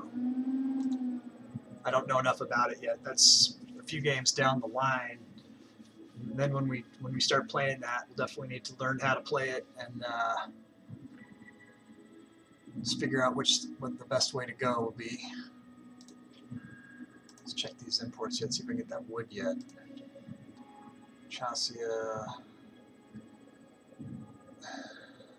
Strategic trade good. We'll lose capital bonus. They don't like to do that. They're not going to give it to me, are they? Well, we got a long way to go on this diplomacy. We could potentially get another 32 points and see what that'll do. Stone or wood? Or marble or iron?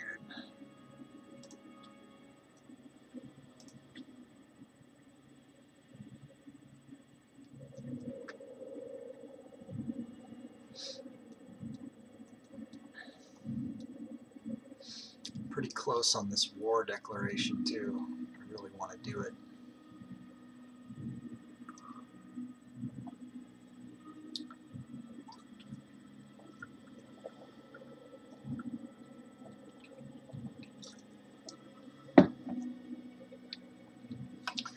What am I waiting for? What am I waiting for? Alright, leave those guys there. Figure these guys 2, 4, 6, 8. If that's all they have, you know, it's like my legion can probably just take them out on their own. They could always pull in some mercs, but I'm also going to have these guys helping me. So, you know, I've got this. I don't have any manpower for reinforcements, but, you know, maybe I won't need them either. Maybe I'll just dominate. I think I will dominate. So, the only thing I don't have that I need to do is I have to get a Casus Belli here, and I haven't done it yet. So it's going to cost me a fabricate claim 20. Province of Chassia.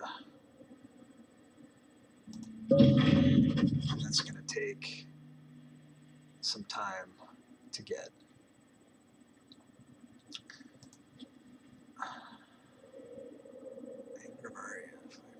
So claim is 536, so I've got about a year and a half to go to get it. So here we go. We'll just let it run.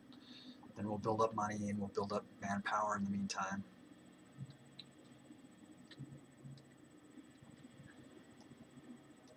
And then when we have that, we'll go to war.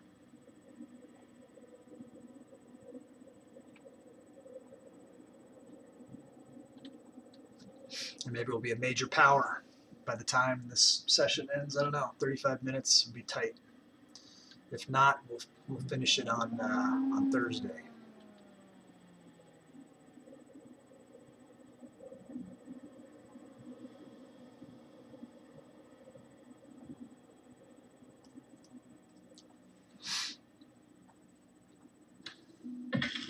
Pause. What's this? Colonize Lufana. Where is Lufana?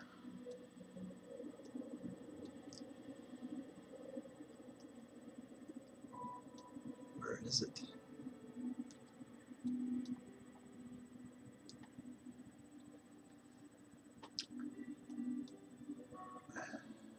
L-E-U-P-H.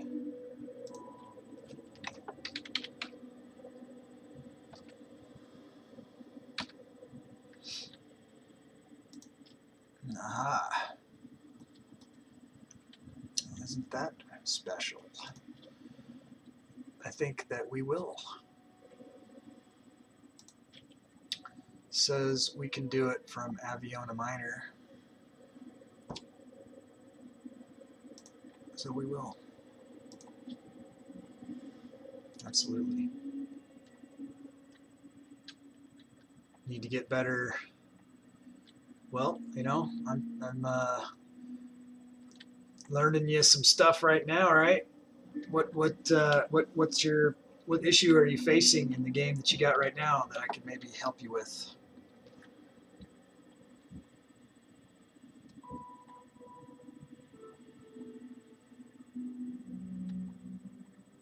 Okay. So we're still getting money. working on Chassia. Oh, Civil War. Yeah, you got to keep the loyalties up on that. There's a lot of things to do there. You got to make a bunch of bribes, and I've successfully avoided Civil War in this game. So far, so good. 3, 4, 5, 6, 7, 8, 9, 10. Yeah, I'm definitely picking the tougher war of these two wars. Friends across borders. Our royal tutor, Rocco Gundred, has friends far outside our borders, often trying to use his network to the advantage. He believes his friendship with the Elder of Varinia could be put into use to increase their opinion of us.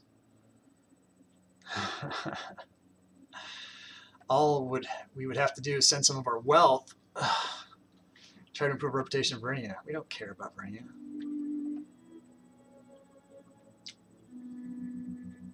Yeah, no.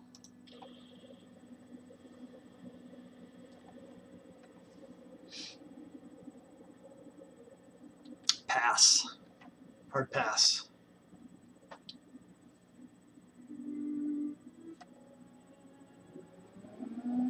Okay, we're halfway towards getting our Casus Belli on Angraveria. Pause. Omen. Okay. So this would have been nice to have no Casus Belli cost.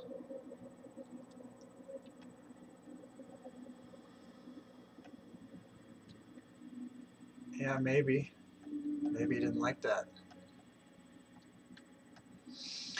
War exhaustion's fine.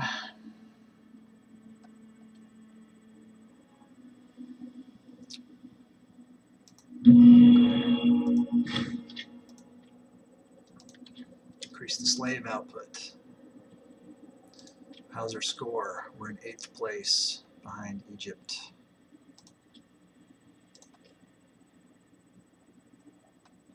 We will win the war. Man, Catanacia, Teresia. Don't like those guys. Rome of the North. I like it.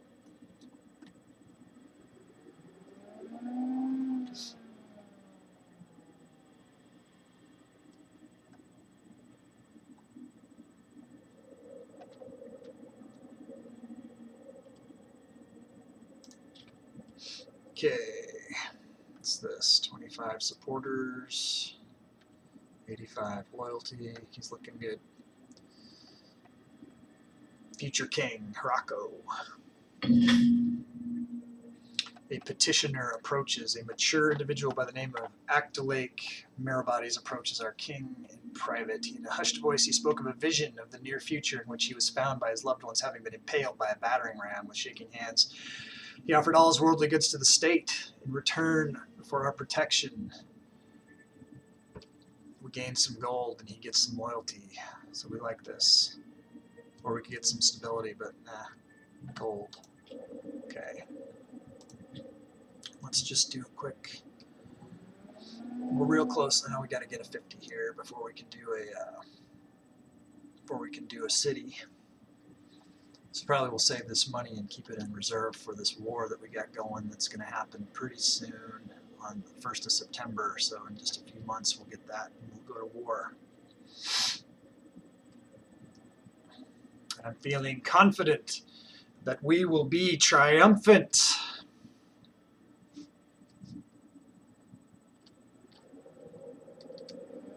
Almost there.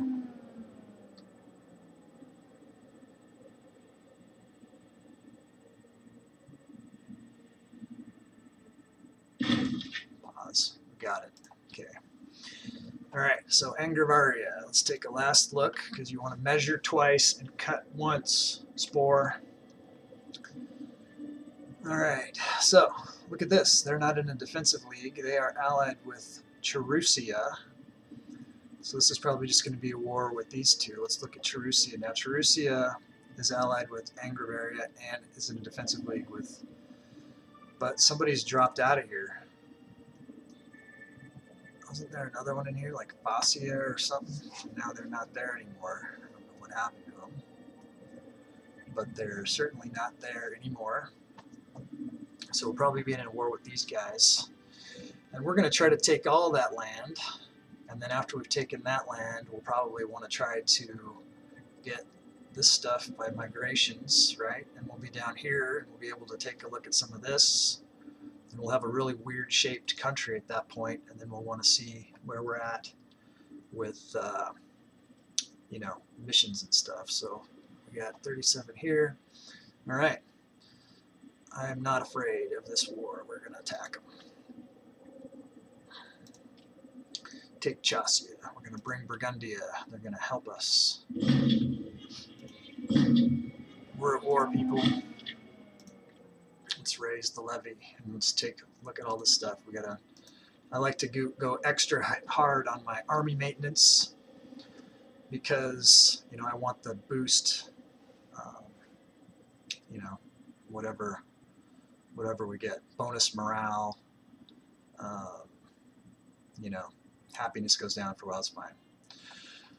One thing we don't. I guess we do have a fort here. Let's boost the fort too. We'll make it harder for them to take. Everything else is good. What's this?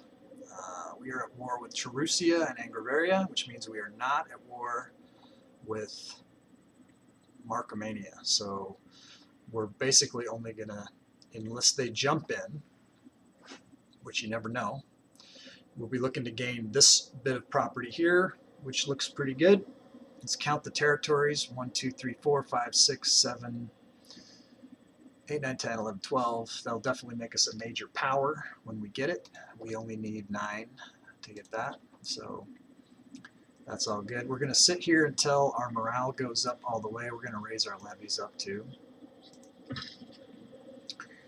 This one guy here, that's ridiculous. He's never going to got 500 guys here. I mean, I guess they'll get here someday. Not really too fussed about it. I mean, we could bring our ships up and pick them up and bring them out. I mean, 500 men's 500 men, right? All right, let's see where these guys are.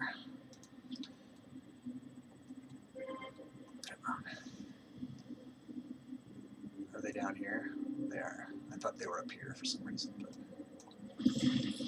so we'll move them up and then we'll go in together. So let me go. I'm going to keep an eye on this navy and make sure nothing weird happens there, and then we'll see where these guys all show up. We're watching our morale. 4,000 guys from Burgundia going to help us. Frisia, low food, that's fine. Okay, pause. Let's see if we can move these guys down here. Okay. Those guys moving. His marshal is garbage too. It's alright, you never know. Okay. So we're still waiting for these guys' morale to go up, and we'll bring these guys in to reinforce. Pause. So morale now. 3.88. You're still building that. Are these guys on the ship yet? No. Okay, they are now. Let's bring them down. Let's bring them someplace. The closest port that I've got to the battle is here.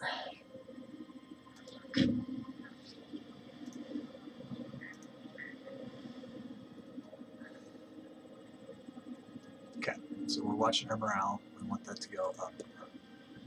When it's maxed, we'll invade. Pause. Okay. Alright, and where we want to go is we're going to attack this fort in this capital right here. And we're looking pretty strong. So there's 1,000 guys here, Angravarians. They're looking like they're heading down into Burgundia. If that's the case, that's fine. Our plan is we're going to attack here, we'll attack here, and we'll attack here. We might be able to do this in the next 15 minutes if everything falls right.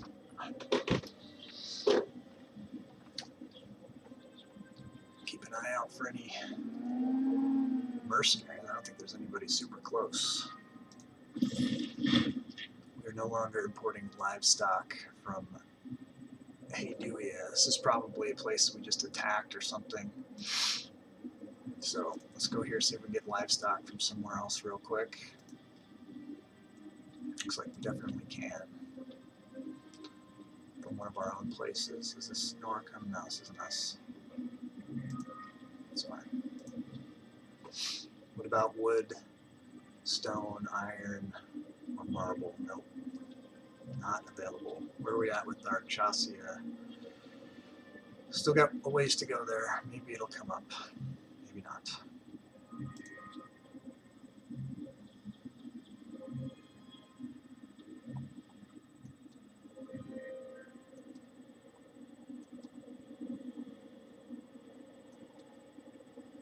Okay, let's monitor our siege. We got Burgundia's claiming down here. Now are they turning it over to us, or are they maintaining it? Occupied by Suionia, so they are De Rominor. Cool. Thanks for sharing that. Pause. We've got this Dithiotius. Dang it, you're such a jerk, Admiral. Maybe we will make you not be the Admiral. How would you like that? Or we can just bribe him. We have money.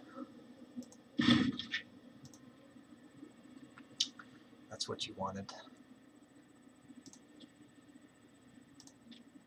I don't have a lot of money. Corruption.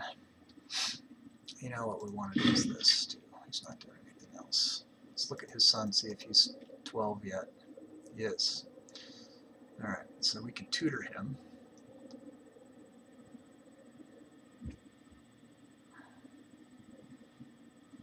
We can make him have a martial, oration and commerce, bureaucracy, or divine. So any of the 4 areas. Greedy, crafty, or shrewd is our... Are you greedy, crafty, or shrewd? No. Oh man, why did I hit that for? Whoops. Well, he's getting tutored in that. Yeah, you can tutor them if they're when they turn 12. If you're a monarchy, you can't do it if it's tribal.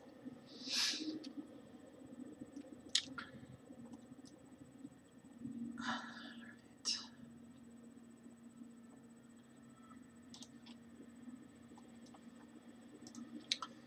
Sometimes those slips of the hand happen for a reason, right? Sure, fine, sure. Hostile sieges. What's going on? Am I losing track of something? We have 1,000 guys over there trying to do something. Oh, they did bring some mercenaries in. Well, after this siege, we'll have to go address some of this stuff.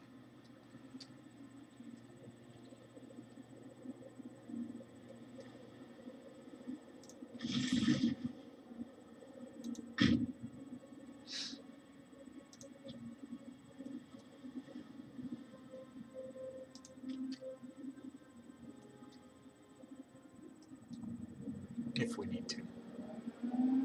So our war score's 19.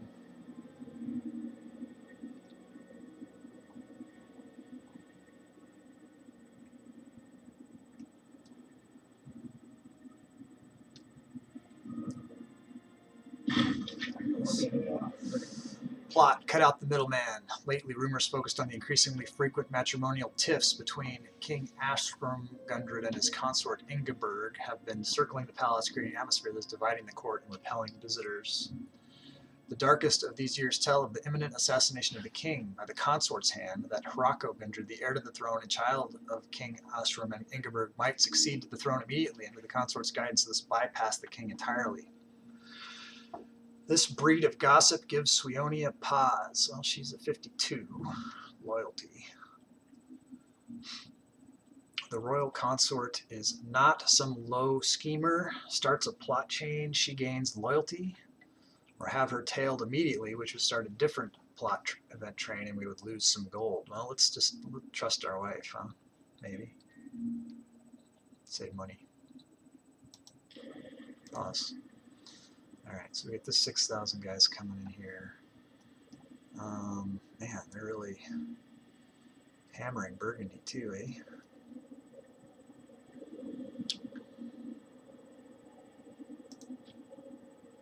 I'm losing food.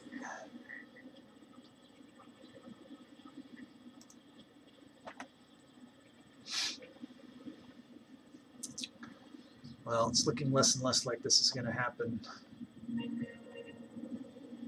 No, the king's not dead. We'll see. They're scheming, though. There's some scheming afoot.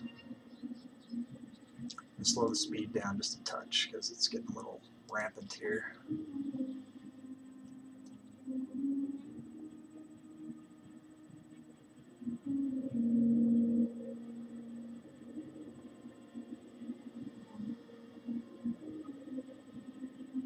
I'm going to have to reclaim some of this property before the war's over.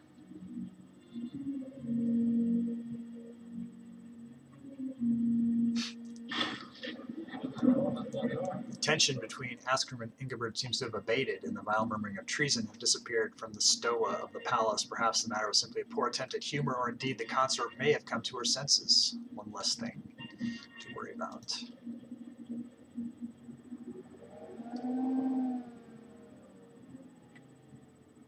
Red tab with swords means I'm at war with those two countries. It just says who all you're at war with.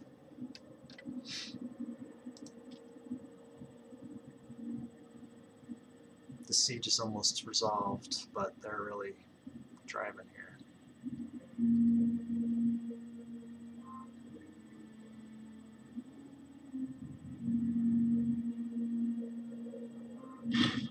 Okay, pause.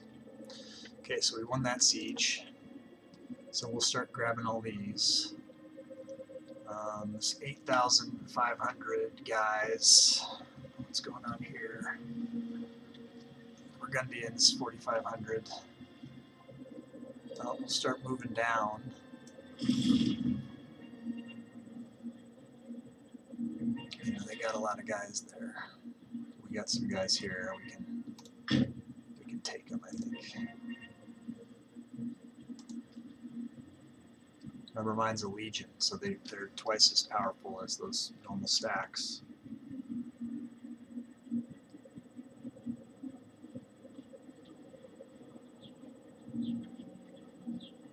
Come on, reinforcements.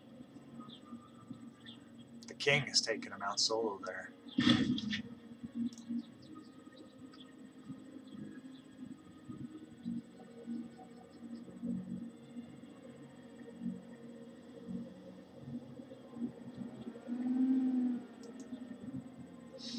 Okay, so they've got 10,000 something guys here. They bought a bunch of mercenaries. There's another 6,000 mercenaries coming here. And what I need to do is hit one of these stacks.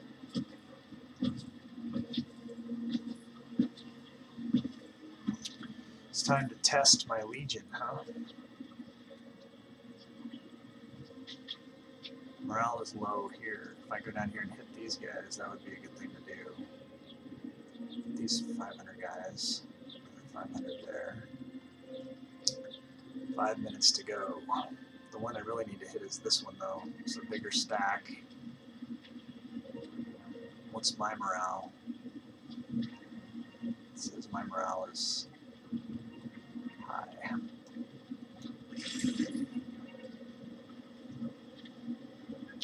Alright, so let's go here. No. Select. Attachments allowed.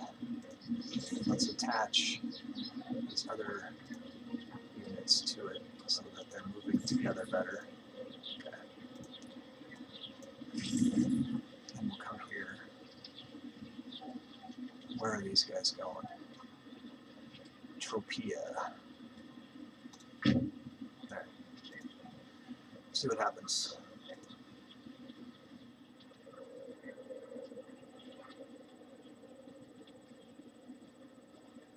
They didn't go to Tropea. Pause. Where are they going? Up there, huh?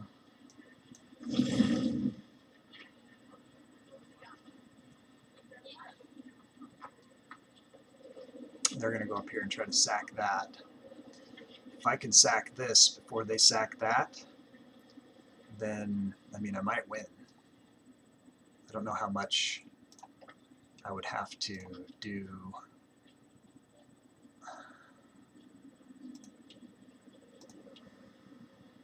It says the capital of Pia needs to be part of it. So, I mean, I can drive for this, they drive for that, and hopefully I can sack faster. Let's try it.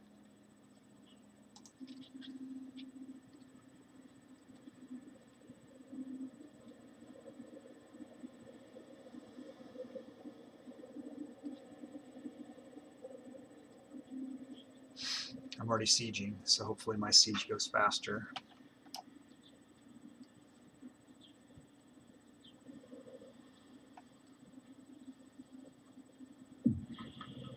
Just popped, something popped.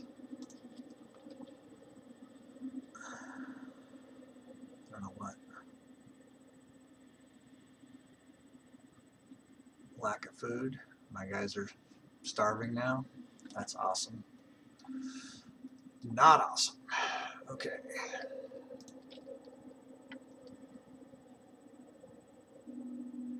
You know what I'm gonna do? God, I don't want to spend the money if I don't have to. It's 5 o'clock also.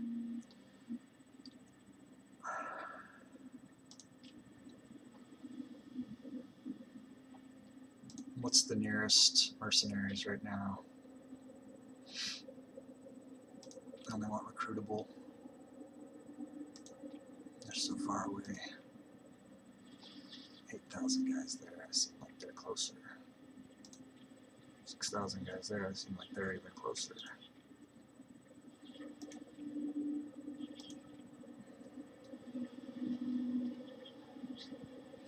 So these guys will cost me 100. I can start bringing them down, just in case.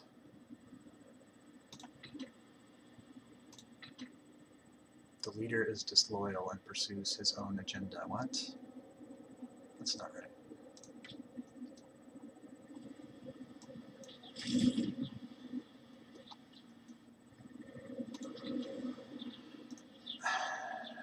Your loyalty is 100.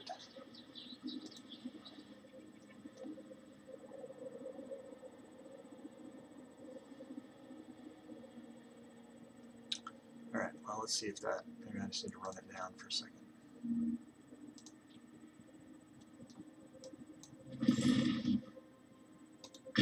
Yeah, I was going to say, it's ridiculous. Bountiful harvest. People should rejoice. I could gain some stability or money. Money. And I've got a lot of money. So I'm going to just start building this city over here too, because that's the thing that I got to do. Okay, and I still have money. Alright, you guys, that is about all the time I've got. And, you know, I could keep going for a long time, but I'm holding myself to the 4 hours. I got a lot of money because of a bountiful harvest. It's an event that popped up here. So it gave me some money, so I did the city and building down here for the mission. We've got a war that we are currently winning. We're in a race to siege this down before they get theirs. They have 16,000, 17,000 guys. You know, we've got 10,000, but you know, we've got a legion where they don't. So hopefully our double strength legion is more than a match for these guys. And we will wrap up this war at the beginning of Thursday. I'm confident that we will win. I will be looking at some things, but I won't progress the game any farther. You are welcome. Glad you enjoyed it, and I did. I had a great time, and I will look forward to Thursday. It can't come fast enough. It's just a couple of days away, and we will play again. And when I get all this land, I will pop and I'll become a major power and I'll go up to the next level. That major power from 100 to 499 territories. And that will be sweet, and that'll put us in a whole different level of, being able to develop techs, and we're getting more cities, so our techs are starting to, these numbers are starting to improve. We're starting to get some traction here, and then we'll start getting some more techs, and we'll make our army stronger. Looks like some things are starting to develop down here that's of interest. So stay tuned, you guys. So until final death, I will see you next time. Thanks for watching. Bye.